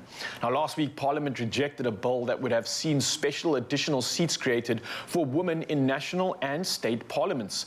Now, singing songs and carrying placards in International Women's Day yesterday, the protesters vowed to continue pushing until their demands were met. Now, one of the protesters, Angwan Barbara James, said Nigerian women deserved proper representation at all levels of government in what is still a patriarchal society. Now, next up, over in Ukraine, where the Ukrainian President Volodymyr Zelensky has addressed British MPs in the House of Commons. Now, speaking by video link, he welcomed sanctions on Russia, but repeated an appeal for a no-fly zone over the Ukraine. Now, he referenced British wartime Prime Minister Winston Churchill, who defiantly stated, and quoted, "We will fight them in the forests, in the fields, on the shores, in the streets," unquote. Meanwhile, US President Joe Biden has confirmed a complete US ban on Russian oil, gas, as well as coal imports in a move designed to deal a, and quote, powerful blow, unquote, to Vladimir Putin. Well, next up, in a different kind of news, when the Lang family of the Oak Harbor area in Washington State, US, stepped outside to check on their horses a few days ago, they immediately knew something was wrong. Now, the quote says, "We have 5 horses, but only saw 4. This was said by owner Carl Lang, and to the Lang shock and dismay, they soon realized that Blaze, their family horse, had somehow smashed through a barrier and fallen down a well 4.5 meters deep. Now, crews from the local fire and rescue unit and a naval air base, local veterinarians and neighbors rushed to the scene. Rescuers clambered into the well, and to sedate Blaze, they did so and also fitted him with a harness. Fortunately, a neighbor was at hand with an excavator to hoist him to safety. Within a few minutes, he woke up, jumped up, and was receiving therapy. His injuries? A few minor cuts on the leg. Now, the rescuers said it was extremely fortunate that Blaze fell into the well rear-ended first, or he likely would have broken his neck or drowned. Well, we're wishing him nothing but the best when it comes to recovery and gallant steeding all the way through. For the rest of the headlines right now, it's time to take a look at the weather, and here's the lowdown.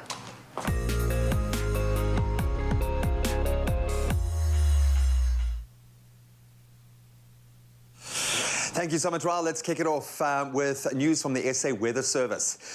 Excuse me, they've issued a yellow level 2 warning for severe thunderstorms in the southeastern parts of the Northern Cape, the southern parts of the Free State, as well as the northern and eastern parts of the Eastern Cape for today. And communities have been warned about localized flooding of susceptible roads, low-lying areas and bridges, as well as localized damage to infrastructure, to vehicles, to livelihoods and livestock. Meanwhile, police in Limpopo have again called on residents to be vigilant, reporting that at least 39 people, sadly including children, have lost their lives through drowning during the current rainy season. And the latest incident was this last Sunday, near just outside of Burgersfort, in fact, where a 12-year-old boy drowned in a hole that was reportedly dug by a road construction company. And police divers managed to retrieve the child's body from the depths of some 5 meters this past Monday. Now, for your final weather update, let's have a final look at some of those sunrise views that you helped us greet the day with. We had this coming in from Angus Murphy out in the Mother City as the sun fights up the skies. Absolutely beautiful. Then we had Renee Lemmer out on the Wild Coast showing us how the sun is lighting up the layers of those stratus clouds. Incredible. And then for our 7 a.m. update, we had some rosy skies from Neil Naidu out in Westbrook Beach. And then finally, we had this gorgeous one from Gavin Pollock out in Derbs. Beautiful pictures. Thank you so much. Sun glittering across the water. What a way to greet the day. So thank you so much for all of those. Let's get into some of the temperatures you can expect in your neck of the woods today. Polokwane, your low 16 going up to 28. And Bombela, 20 and 31. Pretoria, your low 18 going up to 27 with a 40% chance of thunder showers. Josie, 15 and 23 your range for the day, but 67% chance of rain. Mahikeng, 16 your low going up to 24 with thunder showers expected there as well. Likewise in Klerksdorp, rain expected, 15 your low, 25 your high.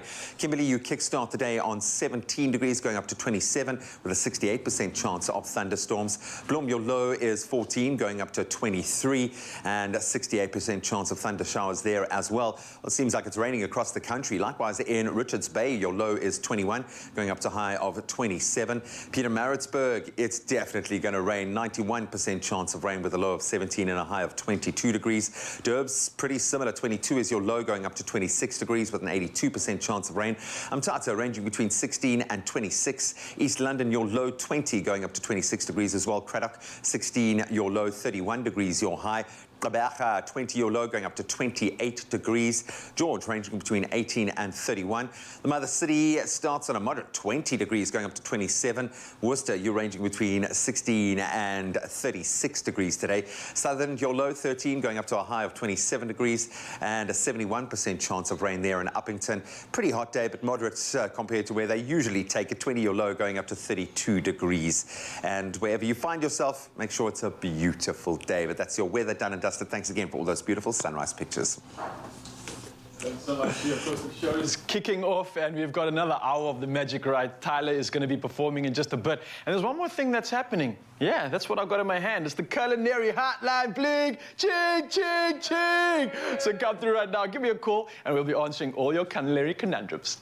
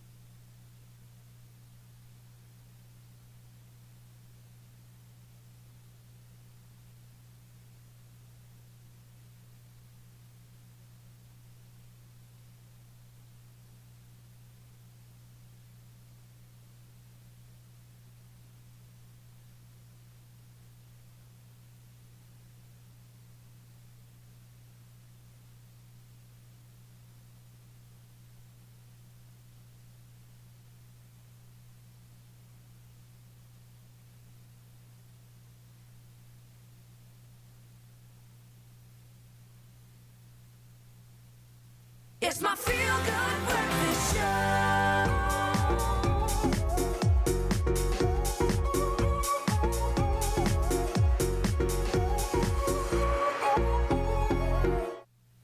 Yes, yes, yes, Mzansi, welcome back to another installment of the Culinary Hotline. Bling, ching, ching, ching.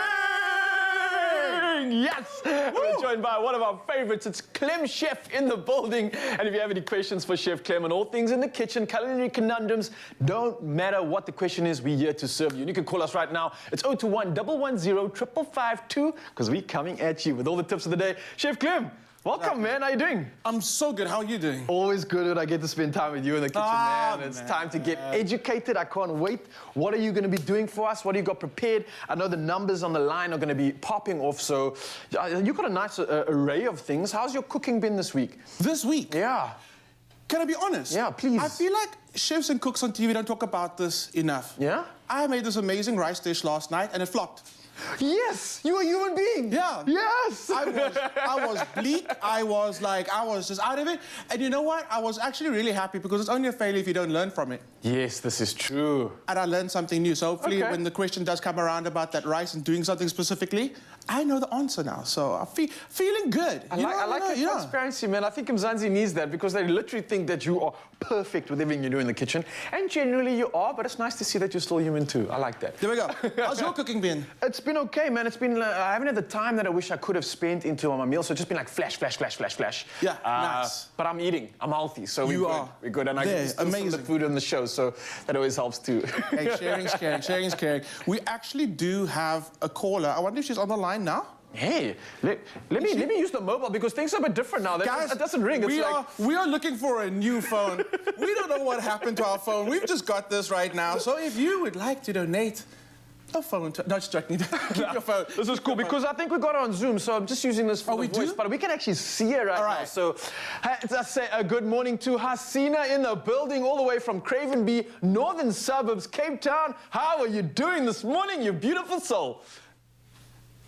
Hello? I'm fine, thank you. Good morning to everyone there in the studio. I'm very well, thank you, and excited to be on the show this morning. It's always a pleasure having someone from the other side, someone that is a part of our family that we get to chat to. And of course, Chef Clem is here to serve you. So I'm sure you have a culinary conundrum that we are here to sort out. What do you have for Clem this morning? What are your questions? Well, I thought I'll ask the experts. I often struggle with a rich, creamy cheese sauce for a mac and cheese bake. You know, often I use the recipe ratios, but it either turns out to be too thick once it's baked, then the actual completed dish is a bit stodgy, or it remains runny. So I'm not sure where I'm going wrong. So I'd like to get help and guidance in that direction, in terms of the correct ratio to the ingredients. All right. So just to make sure, am I pronouncing the name correctly? Is it Hasina or Hasina? It's Hasina. All right, Hasina. With a double E. Love the Emphasis question. on the double E. Chef Clem has been listening attentively, and I'm sure I can already see in his eyes, the minute he has an answer, it's just the smile comes on his face. He's ready to tackle it. What do you got for us, man? Okay, so mac and cheese. There's actually a few ways to make it. There's a bechamel, and then there's a cheat version where you do cheese dust and a little bit of corn flour. Then you get the version where they actually make like a bit of a royale with a bit of egg in it. Oh, yeah, like bind it together, yeah. We're gonna go the easier, or the more traditional route of the bechamel. And a bechamel is equal ratios of fat. We're gonna use butter and flour. Okay, so we've got our butter malted. What I find is that is 500 grams of pasta. I find that usually 2 to 3 tablespoons of flour to 2 to 3 tablespoons of butter is a good amount, a good ratio, to get that really nice, silky, velvety cheese sauce texture. Okay. I say 2 to 3 because flour is not the same, like different brands are different. Sometimes you'll find that the flour is very powdery, very fine, versus the next brand that'll be a little more coarse. And that will change your ratio of how much flour to butter you actually need. Kind of feel it out within that 2 to 3 range. Absolutely. All right. So I've got my butter, and then I've already started melting it gently. So I'm gonna get it back on the heat. And the thing is, you don't want to go high heat. You don't want to brown your butter. You just want to get it melted. Okay. Once you do, you're gonna go in with your flour. Very, very, very important. At this stage, once you add your flour, what you're gonna do, you have to cook out that flouriness that you get from flour. Okay. And I see you've left a little bit over. That's obviously to allow you to add, to change the consistency. Absolutely. Absolutely. Okay. So once you get your flour into your butter, you're gonna give it a mix. And you don't have to panic too much because there's some scientific magic that happens the way that the fat bonds to the flour that kind of stops it from going lumpy. Even though it looks lumpy now, the more I mix it, it's going to just break up. You can see, there we go. It started to just break up and it's become one mixture. Oh, yeah. When you add the flour in. Like I said, you have to cook it. You have to cook out the flour in this. And that sounds weird because if you read in the recipe, you're like, how do I cook out flour? I just put the flour in. It's that powderiness you're trying to get rid of. And the best way to know that you've gotten rid of that is when you actually start smelling it. It smells a little biscuity. Okay, Yeah, that means so- they're combined and they've really like infused together. I like that. Absolutely. So, okay, give it a little whisk. And my other ingredients, today we're gonna go decadent. Normally I would use milk at home, but I wanna go cream. Extra decadence. I think Asina's going to like that as well, especially for any meal that she's preparing. Asina, are you going to be preparing this for your guests maybe, or is it just for the family? Mainly for my son, my eldest son who loves mac and cheese. His name is Ramiz. Okay, I think So Ramiz is... often he comes from work and he says, make me a mac and cheese, so I need a quick recipe. So I like what I'm seeing and hearing. Also, Asina, you and I had a little chat before the segment started, and Asina said she's got some traditional Indian recipes. Oh, really? And it's so weird, the things you just say and speak out, and I was actually saying to myself the other day, I want someone to teach me how to make like proper traditional Indian recipes. So this is like a collab potentially, right? And Asina was like, she was actually willing to come onto the show to like do some traditional recipes. I think that's amazing. Yeah. Yeah. I think we should start a series like teaching Clem your family favorites, or your traditional recipes. I think that's something we should do. Cooking with Clem, I like that. Yeah. I dig it. That could work, man. There we go. I think it'd be totally Clem, cool. I'll teach you how to make a nice like protein shake. Ah! That's my specialty. And with a NutriBullet, just everything. Oh, no, I dig that, though. I dig that. I would love for you to come through on the show. Of course, we'll maybe try to arrange that. But for now, your first step, of course, is to pay attention to this recipe. We're making a bougie mac and cheese sauce. And I hope Ramiz is going to be ever grateful for the fact that you've been listening and paying attention, because I know you're not going to mess it up after seeing this. No, you will not. This so far is pretty simple. Pretty simple. And what I want to say is,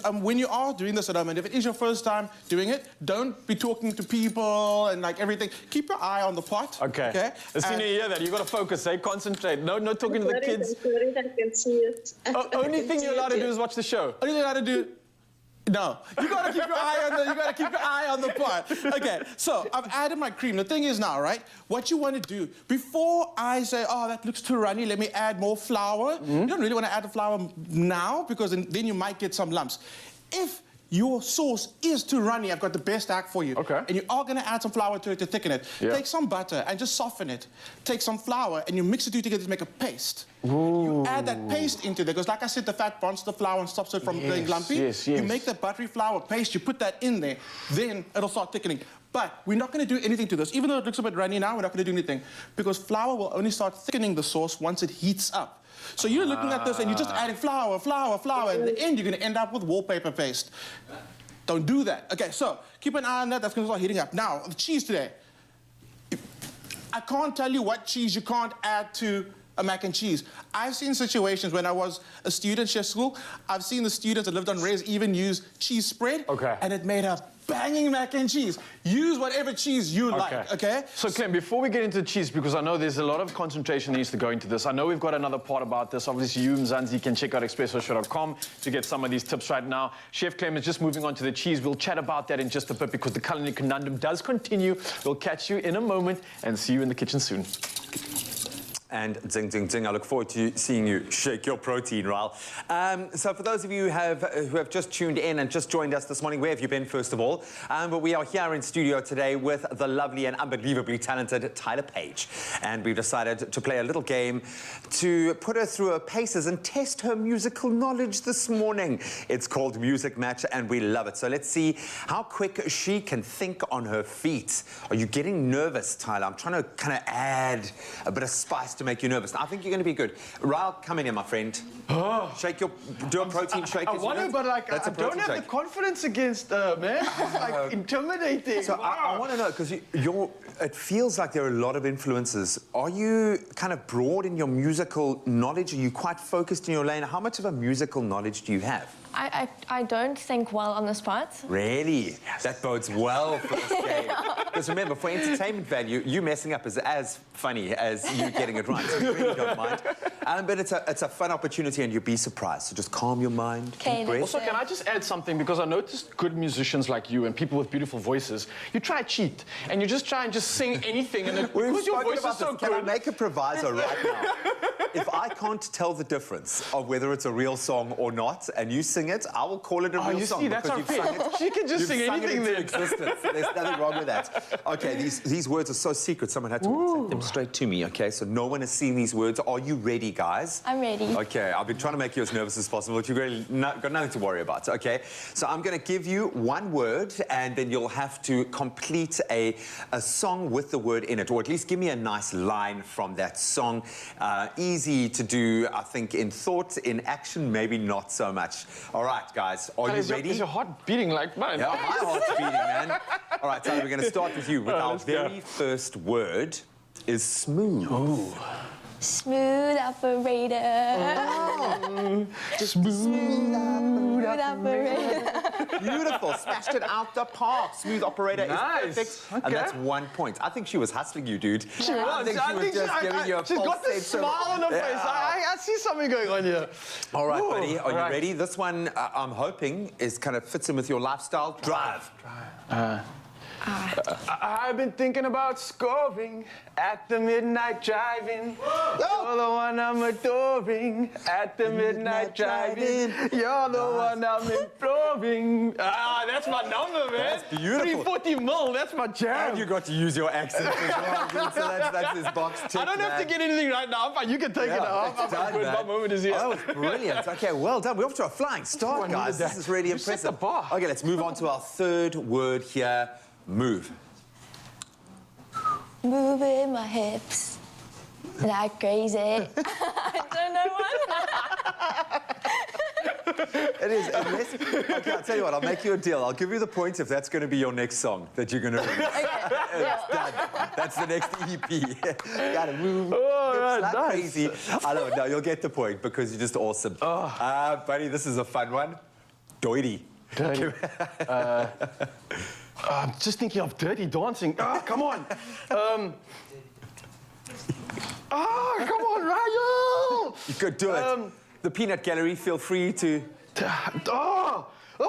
You're so Why dirty. was it so hard? Did you have a song? Did you have something in your mind? Yeah. What was it? Go for it. Talk dirty to me. Okay. Well done. Well played. All right, she's edging ahead. Now is your opportunity to pull out in front. The next word is talk. Stop. Don't talk to me. Loser, lame ass wanna be like, oh, totally. I feel like a loser now. I don't know what you said to me there, but I feel like I've just been 86th. Okay, I love it. Well done. Man, you're just firing it away. Bag. Yeah. Come on. All right. Some pressure on me. Get emotional. Get emotional this one. Afraid. No, that's not the word. You can do it, though. Make up a song. Ryle, come on. Don't be afraid. It's not your fault. I thought something would come there. I know, but I think there was a song in there. I'm going to get back to you on that I'm one. sure there's like Cyndi Lauper. I don't know why she just jumped into my mind. You sounded nothing like her, but for some reason I made the connection. We can try. Do you know what this means? What? You crushed him. Is that crushed him. You are the winner. So quick. Yeah, well played. Well done. Resounding round of applause. Beautiful stuff. You have proven your worth on the stage. You've proven your worth on the chair. We love you, man. Congratulations. Thank Looking forward to that next song.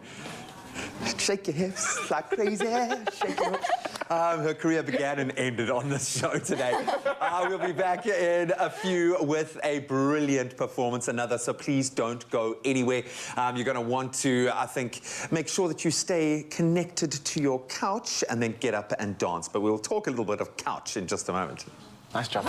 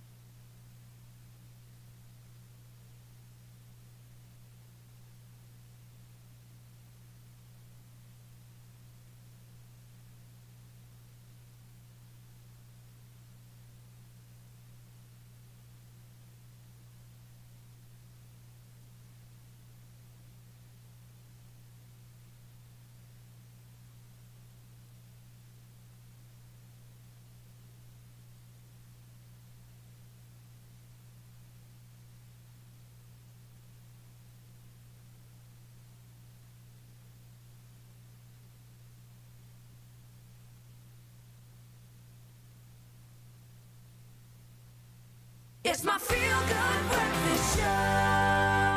Choosing the best floor for each area in your home is no easy task. There's a lot to weigh up and endless options to pick from as well. Now, with 7 companies over 4 different continents, Belgotex is Africa's leading carpet and artificial grass manufacturer. And with an extensive product portfolio, including some luxury and some specialist vinyls, carpets, and even artificial grass, they really do stand head and shoulders above the rest. And joining us this morning to unpack this a little bit more and get us excited is CEO Edward Collar and Chief Commercial Officer Evan Lockhart-Baker. Gentlemen, welcome. Cheers. I know you guys live in different provinces. Nice to see each other. Nice to spend some time on the couch. Yeah, for sure. And definitely good to be in Cape Town. We love having you here in person, so thank you so much for coming through. Just a little bit of kind of exploration I've done. I'm already starting to get excited about carpets and floors and fake grass, which seems crazy. I would imagine you are very excited about this. Ed, I'm going to start 35 years ago. That's an incredible track record, an incredible relationship with your market. Where did it all begin for the brand that now has obviously achieved so much? Yeah, so my grandfather essentially started a group of companies in Europe in the 1950s. So I'm kind of 3rd generation. He had this vision back then in Europe to kind of democratize the floor and basically make flooring cost-effective and accessible to the masses. And through that, was able to kind of play a global role. He had 6 children, of which my mom is one, and his strategy was send them to different parts of the planet. and that's how we ended up here, or my parents at least, in 83, and set up the business. And so each of my aunts and uncles do a similar thing all over the world. And yeah, you know, being around 40 years, we've had to kind of change the business regularly, look at new products, reinvest. It's not the same thing that it was obviously 40 years ago, but it's been a crazy journey and still having fun. And it's still a family business, despite having achieved so much, which is amazing. Evan, I'm gonna turn to you now. When you talk about making flooring more accessible, democratizing flooring, that's something that's gonna slot in really well in a South African mindset right now. How are you guys getting that right? How are you making good quality flooring more accessible for the South African market? Oh, lovely. Yeah, we've leaned into it quite heavily since 2020. In fact, at the beginning of 2020, we decided to do some research to really understand how we can take this democratizing the floor and accessibility and access to this kind of flooring to a wider market. So we actually started with some research that landed sort of March 2020, right in the start of the pandemic. And that taught us some amazing things. So we learned about, you know, what the home means to people, how the home evolved over that time, from not just being a home to being an office, to be a classroom, to there's multiple things we had to deal with. But great insights in terms of how we needed to change, you know, how people viewed our products, how they came closer to them. And that allowed us to change even the format of products. So you can even order a small version of a carpet now off the website, just to create it, to make that accessibility so much easier. We've done things like online sampling, where you can order a set of samples and have it delivered in a couple of days. And we've created some really good tools to just make that transition from, okay, you have a good idea, and how do you make that happen, you know, and bring those two worlds a lot closer together. Yeah, and it sounds like it's through that opportunity in really enriching the relationship you have with your clients. And ultimately, the product has to stand up. Doesn't matter how good your marketing is, how good your history is, you've got to be able to have the product range to match that. You guys have got quite an extensive product range with a couple of kind of firm favorites within your market. Can you talk me, maybe, Ed, through some of the range? Sure. You know, like I say, we've evolved and had to innovate within ourselves over the years to remain relevant. We started as more of a residential-focused company back in the 80s. Carpet was, you know, was the primary floor choice for the consumer.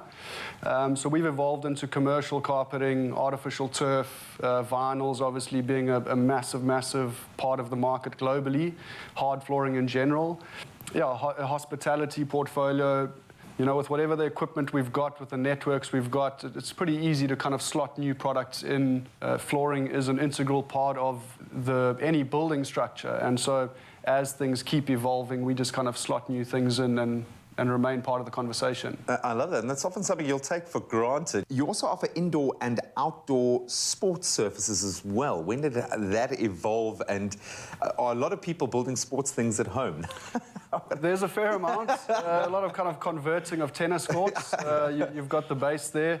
But yeah, I mean, so we looked at turf as a massive opportunity about 5 years before the 2010 World Cup, to be honest, as that whole kind of euphoria of World Cup came. So we partnered with a European company.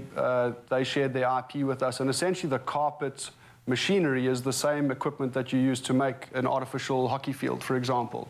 So we've got, you know, a hockey portfolio, football portfolio, as things are evolving, the five-a-side kind of I was going to say, you must have seen fives and gone, cha-ching. 100%. You know, of late, paddle is kind of a new thing starting off. It's kind of this combination of tennis and squash.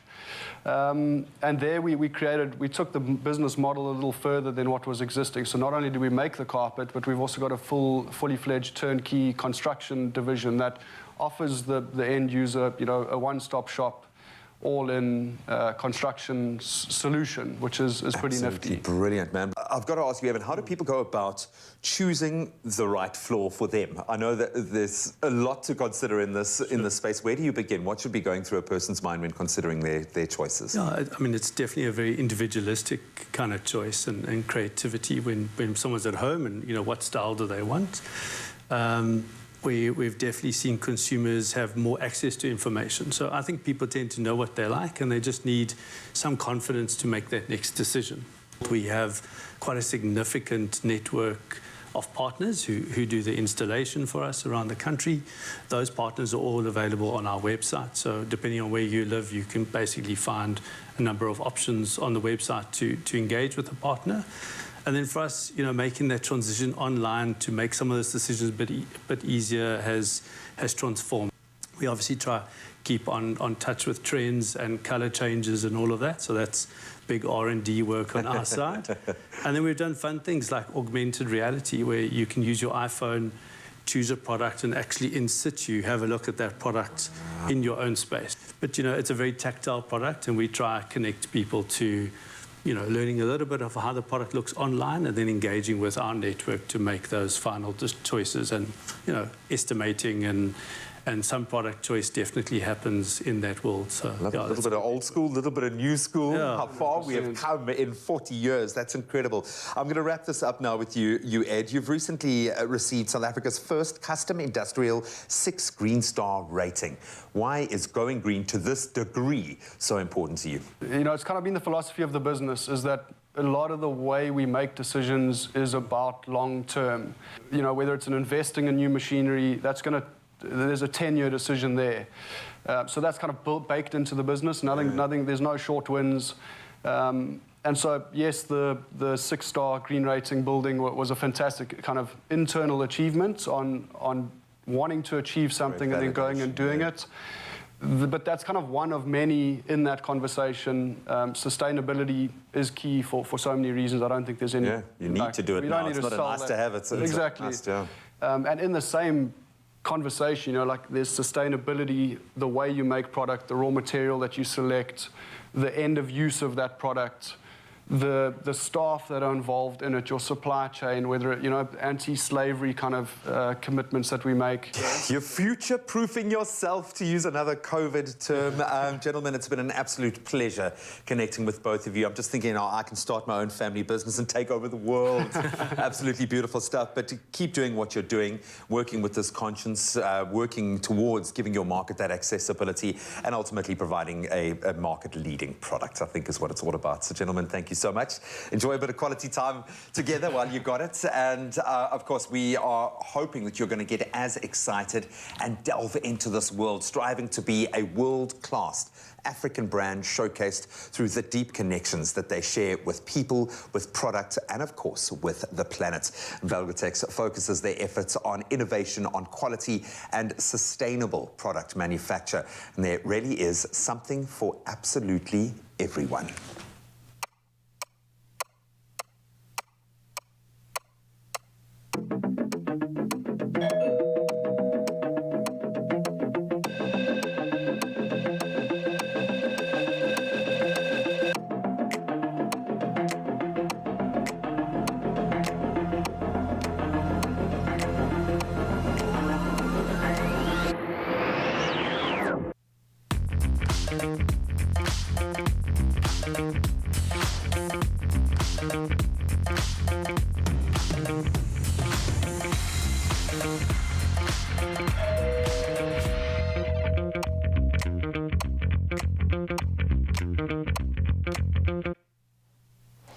an absolutely incredible conversation there from the lads, especially when it comes to redesigning and upgrading your floor. And of course, we're sticking to the theme of home improvements, and we've been chatting to you, finding out if you've done any home improvements of your own, and maybe you can share those pictures with us. So obviously this morning we've been chatting about it right throughout the show, and we've got some great pictures and examples as well as before and afters. Let's see if we can carry on with that trend right now. And Fabian Dick comes through and says he's busy with renovations at his place, and he's tagged a friend in there as well. And I can see the man's getting, oh, okay, he's on the ladder on the roof there. Looks like he's plastering the walls, getting it nice and smooth. That looks like it's going to be a nice one. Fabian, good luck on your job, man. I think that's going to turn out to be an absolute beauty. Teresa J. Nietling de Mink says, good morning, Expresso team. Gave our garden an upgrade so we can enjoy our outside space during summer. See the before on the right and now on the left. So the before is obviously here. Looks like some grass below a tree, but I love that. The AstroTurf, it's just blended in nicely with the real plants that you got going.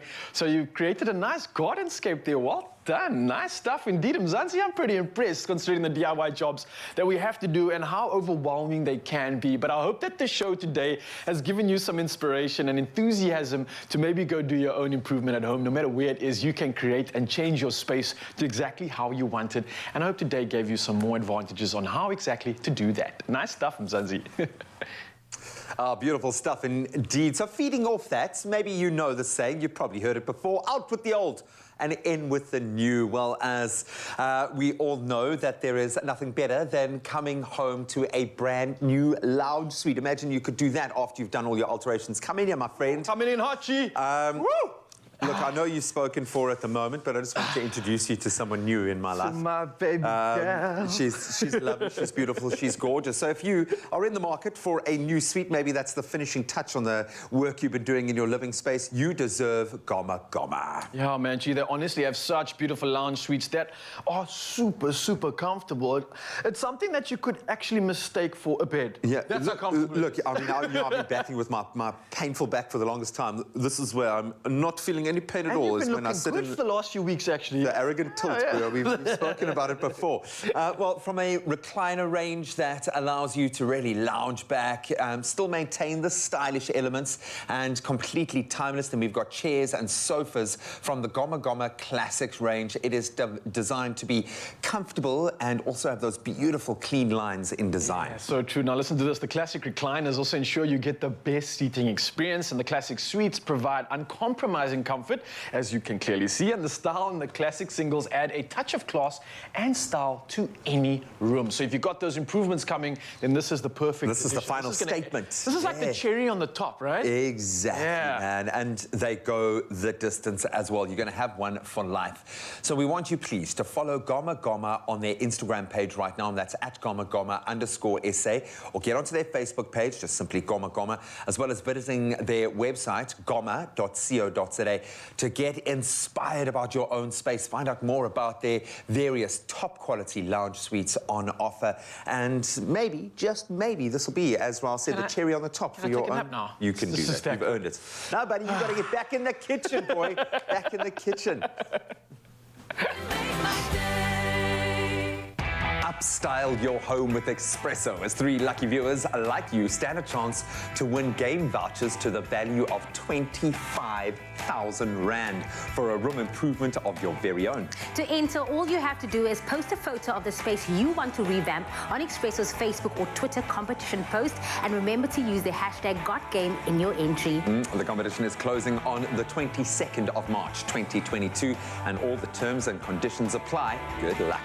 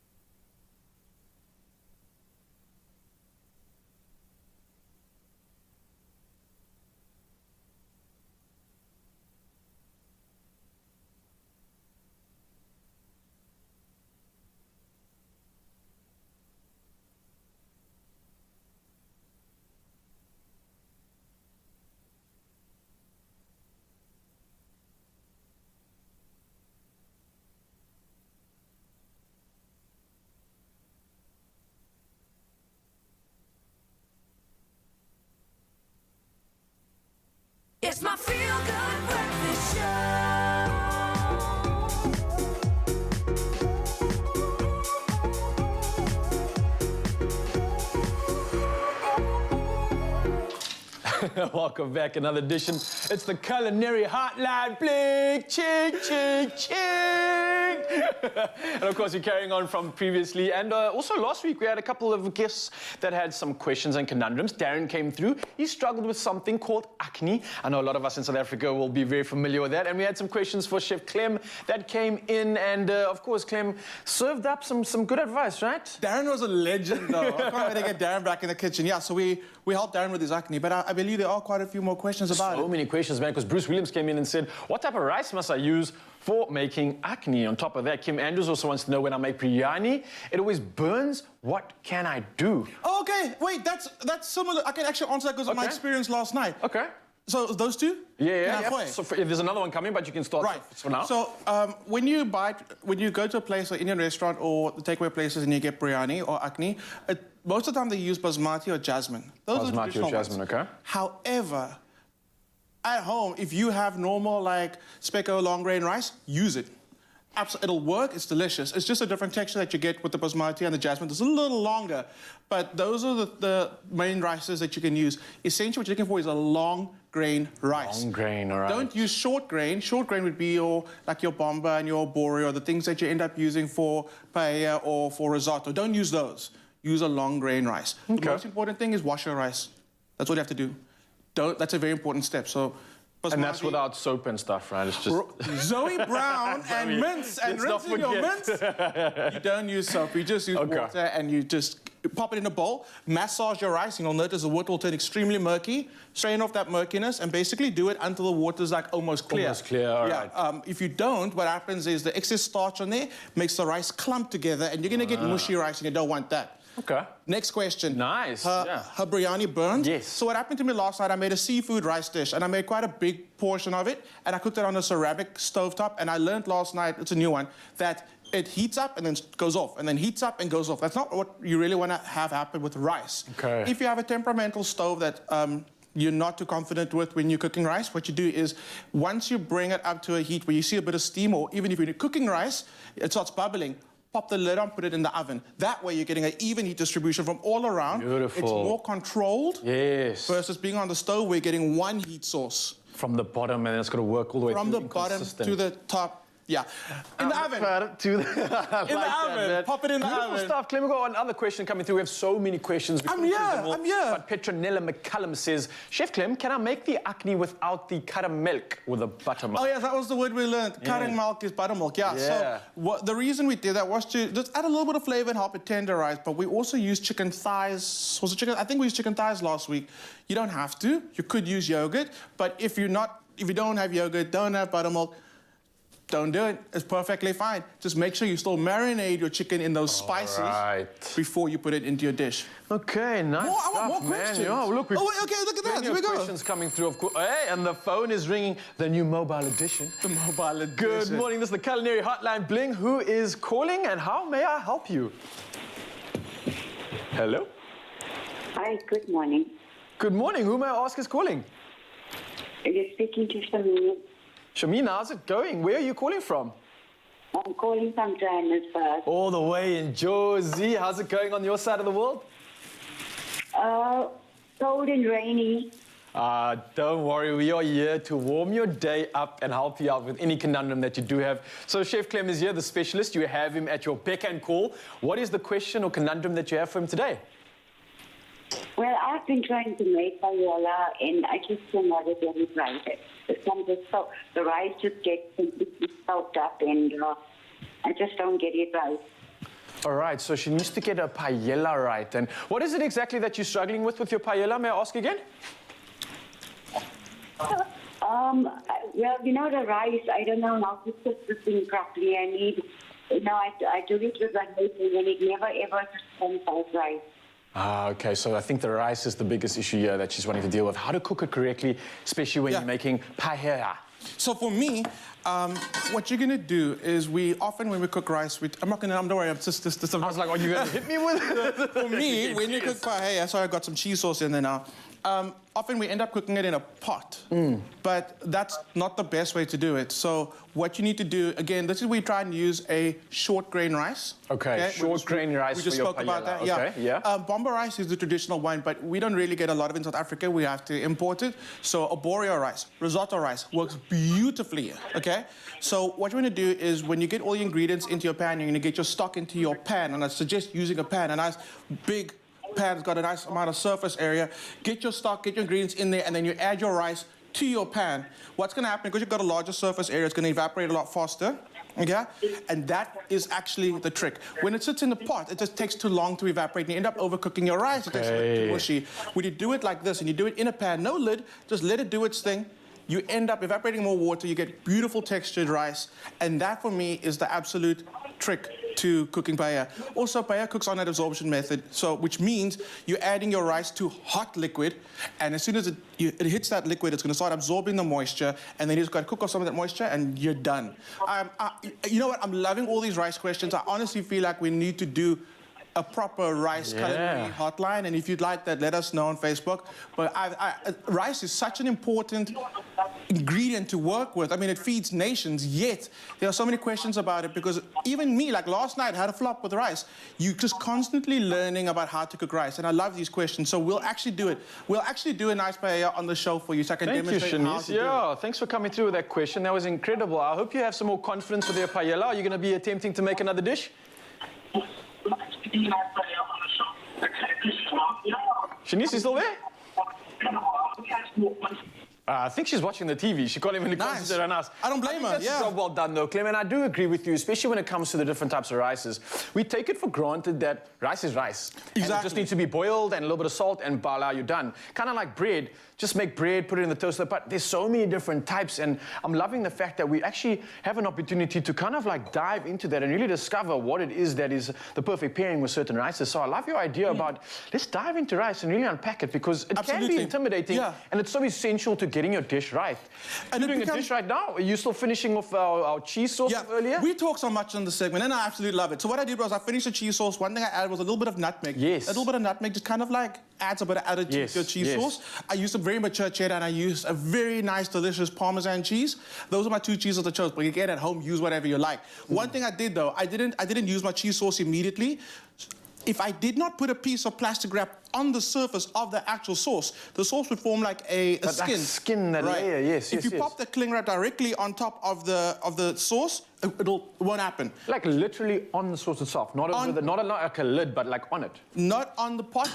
Literally physically touching the sauce and pressing down. Right. Yeah, so that's what I did, and that's another tip for you at home. If you're going to make a cheese sauce ahead of the time, use that method. At home, head over to our website, expresso.com. It's on your strap lines right now on the screen. You can head over there for this inspiration. Of course, Chef Clem is coming through. He's just advised us on how to do a nice mac and cheese sauce. Earlier on, we obviously spoke about the mac and cheese sauce, and I believe he's got another rendition do we have time? of the cheese sauce. Do we have time? Yeah, man, why not? Nice. Okay, cool. We can wrap this up in like a minute. Okay, cool. In a minute, I can do it. So, in here, I've got a little bit of milk. This is a cheats version of it, and it works really well. On Friday, Zoe and I made nachos. We're talking about nacho cheese. This is the cheese you'll do if you want to make nacho cheese. Milk is on there. You can do it. So I've got some cheddar for you there. You can kind of combine the two cheddars. That's fine. Yeah. Pop that in there. Yeah, mix it up. A little bit of, maybe add half that corn flour for me. Half the corn flour. What's going to happen is the corn flour coats the cheese. Okay. And when you add it to the milk, as it gradually starts heating up, it makes the most delicious velvety cheese sauce, okay? But it's for that instant satisfaction. You're not going to want to make this ahead of time. You make it, because it's so quick to make, you make it like literally just a few minutes before you need it. This, over nachos, you're done. You're done. Okay. Boom. Simple as that. Amazing. Okay. So into the milk, we're going to go. Before you add salt, let your cheese completely melt into your milk. Whatever cheese sauce you're making. Okay. Cheese can sometimes be a little salty. Then you add salt, and then you're done, because it's too salty. So before you add salt, let all your cheese melt, and you're good to go. That's going to melt. That's going to come together. Pour it over some cauliflower and broccoli. Why is our bowl a little empty? We've been snacking. We've been snacking, We've man. been We've snacking. been snacking on the show. Chef Clem, thank you so much. Another rendition of the Culinary Hotline. Bling, ching, ching, ching. And thank you so much for coming through, Mzansi, and all those questions. I hope we served you, and I hope you're making delicious food tonight. Wash your rice. Oh, thank you so much, gentlemen. Really interesting. Never knew there was so much to learn about rice. We love it, but now we're going to take a financial turn. Now, I'm pretty sure that at least 2 to 3 times a day, and be honest with yourself, we all sit down and daydream about what we would do if we just happened to become overnight millionaires. So today we're going to pretend that we are in fact millionaires, multi-millionaires, in another round of Would You Rather? Dun, dun, dun. So this is the scenario. Tyler, I'm going to ask you, because you obviously painted a picture of the success that you want to achieve. So I'm hoping this kind of paycheck is there in your offering, that at some point this is going to be something that you're going to go through. Raul, we dream about this all the time. Get in your man. Are we talking about money? We're talking about money. You got some rice? Just no. There was a lot about rice, dude. I never knew there was so much. I never knew rice was so complicated. I hope this is not going to be as complicated. No, this is going to be a fun thought process to go through. And I'm going to ask you both to actually imagine if you did overnight come into some money, like large money, 20 million bucks. I'm going to present a scenario to you, and I want to see which way you're leaning towards. So you become an overnight millionaire, you got 20 mil to your name. What do you do? Do you, A, and this is our first scenario, do you plug back into that, start a new business and try to make more money with the platform, the investment? Or do you, B, quit your job, pay yourself and live an easy life? Tyler, go. I would choose A, 100%. Invest in property. Property? Yeah. That she didn't even think about that. Yeah. It's like this woman knows what you want. But you work hard, girl. Don't you deserve a new whip? Hey, nice new little crib to party in. Come on, man. Don't let him tempt you. Come on, 20 mil, man. That'll keep you going. I'm very easily tempted with money. Can I ask you a question, though? If you realistically had this 20 mil, because it's quite likely that you in your career, even within the next year, you get a massive gig, some mils could be dropping in your bank account, what business would you actually start? Putting you on the spot here. You know, I would love to start a restaurant. Really? Okay. Like a 80s vibe restaurant. Nice. Like everyone's in roller skates. Oh, that's I love that little shorts.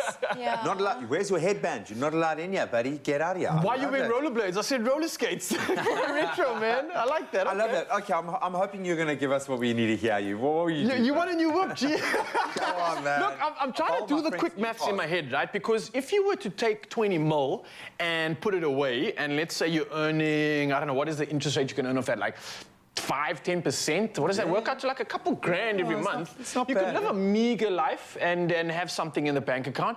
I want to try do like half and half. Like, I want to maybe try start a business with like 10 and then maybe like keep the other 10 to live a good life, because I like nice things, you know. I know though that Mzansi is always going to come at us and be like, don't blow your money, don't waste it. I'm going to go out and buy the e-tron RS. They're going to agree with Tyler, but you know what? I want to live up a little bit, so I'm going to be with you. I want to get a new whip at least, get a couple nice fancy things, and then look at establishing. Yeah, because when you're out there making money, people need to think that you got the money to trust. I don't have a nice voice like this, so I can't just pull it off that easily. I know, we don't have the natural talent to get there. But thankfully, we did ask you with your wise heads to weigh in on this particular conversation. Let's see what you had to say. Shannon Lee Riziana Jacob said, I would definitely boost my small business with the money, create jobs, because we live in tough times, 100%, and secure my future by making that money work for me. Sadly, money does not make the world go round. And it doesn't even go that far. I reckon you could blow 20 mil in like a day. A day. I could do it in a day, yeah. I'm not doing that one. Let's probably. I'll show you. Pass it over, I'll show you. Because I need the Sportback and I need the RS. That's the problem. And I need a garage to put it in now as well. Tato Tito Moguera saying, A, it's better to always have a small source of income, 100%.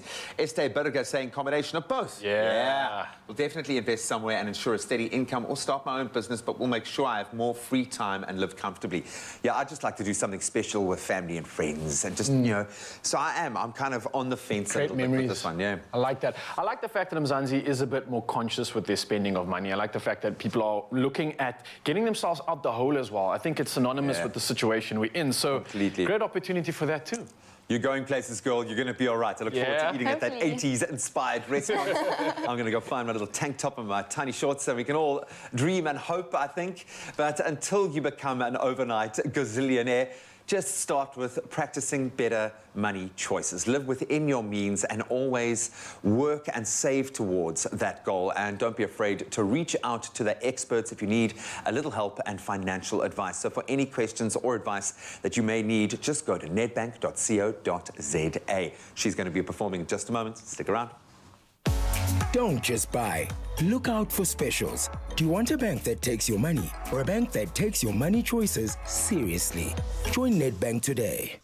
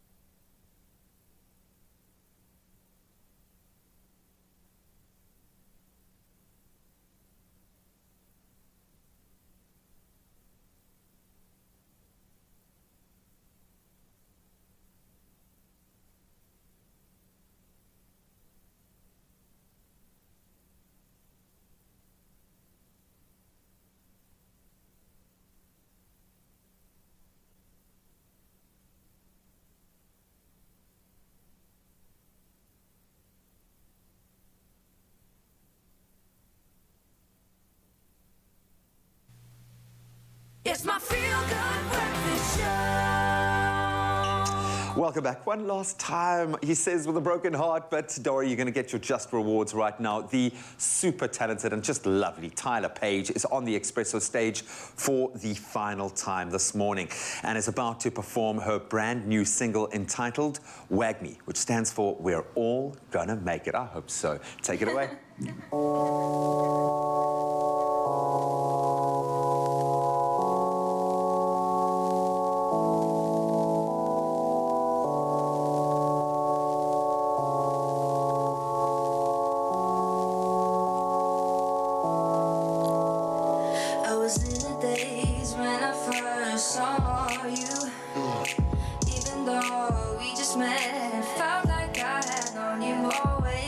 Sometimes life is just insane.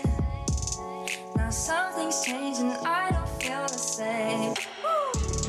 Or summer love, won't you stay? Oh, one more day. Time don't matter anyway, so let's pretend there's no end, no yesterday. We're gonna make it. Hazy days on the beach, time stood still just for you and me. We are more than just a fling, we could be a thing. I hold my breath as you say, we're gonna make it, I guess. When you know, you know, you know, the rest is history, yeah. Oh, summer love, won't you stay? Oh, one more day. Time don't matter anyway, so let's pretend there's no end, no yesterday. We're gonna make it. Oh, summer love, won't you stay? Oh, one more day. Time don't matter anyway.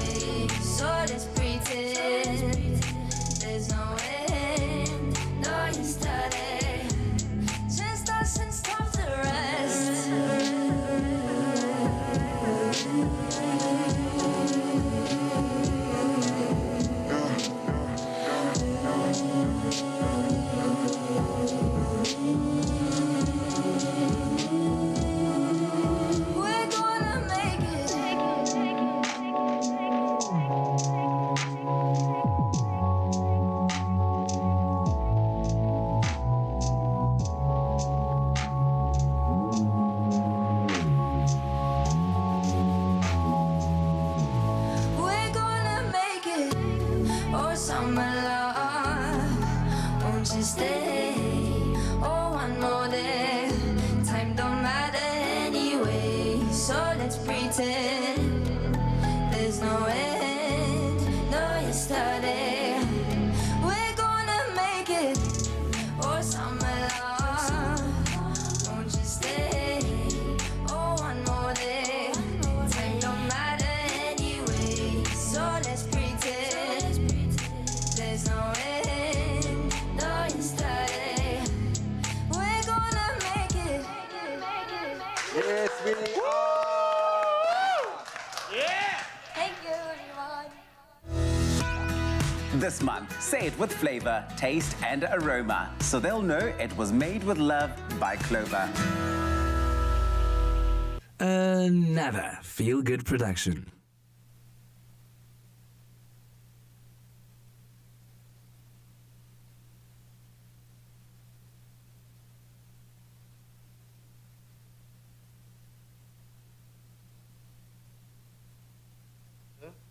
What song? Let's all choose one. I can't only choose one. Well, I mean... You can do a range with a bigger range as well. I mean, their range. Just like, there's a small little slip there. I don't know. We can even be your backup singers. Talk to me. I think we should go with Shake Your Hips Like Crazy. Anything kid-friendly. What about... Wait, where's my phone? Let me look at my songs. I'm gonna look at your playlist. Yeah. You recently played. Pick one of your songs. Yeah. I could do a Lipa.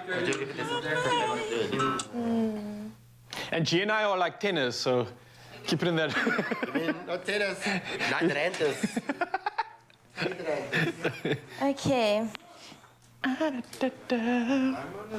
Don't worry, the words will come on, so you got to sing every 2 words. So. Why are you singing Golden Oldie? Yeah. Even better. Okay, with your 80s restaurant, Golden Oldie. Yeah, we can say this is gonna be the first song played at your new restaurant. Your opening of Rolling Retro. Golden Oldie. So effortless. She thinks those vocals are effortlessly. What about, do you know Sean Kingston? There you go. Yes? What? You wait a beautiful girl. Beautiful girls. Oh, Yeah. yeah. Or we can sing Eeny Meeny by Justin Bieber. Eeny Meeny Miny Mo. No. No. I'd rather do Sean Kingston. Okay, let's do Beautiful Girl. Yeah, that's a cool one. Okay. That's a lekker one. Sweet, let's hit it. We're not gonna get changed, eh? I'm gonna stay like this. Yeah. You got it. Who gave this to me? Did you give this to me? No, why would I give that to you? Are we getting fake microphones? Can I have a fake microphone? Whoops. That's the 3rd time I've tripped today. I fell into the cupboard this morning, smashed the whole shelf. Oh, God. That's last time I'm And Jamie sold me a proper sidestep. Went in to do the weather, then out. Like, She was like, side. yeah, like, She just ran and took a tablet and then was like, cheers. Yes. It's like, what? She's just like... okay. It's amazing how out of breath I was moving 2 meters. You said that's By the time what I got there, I was gone, bro. I almost wanted to say, just okay, let's go. Yeah.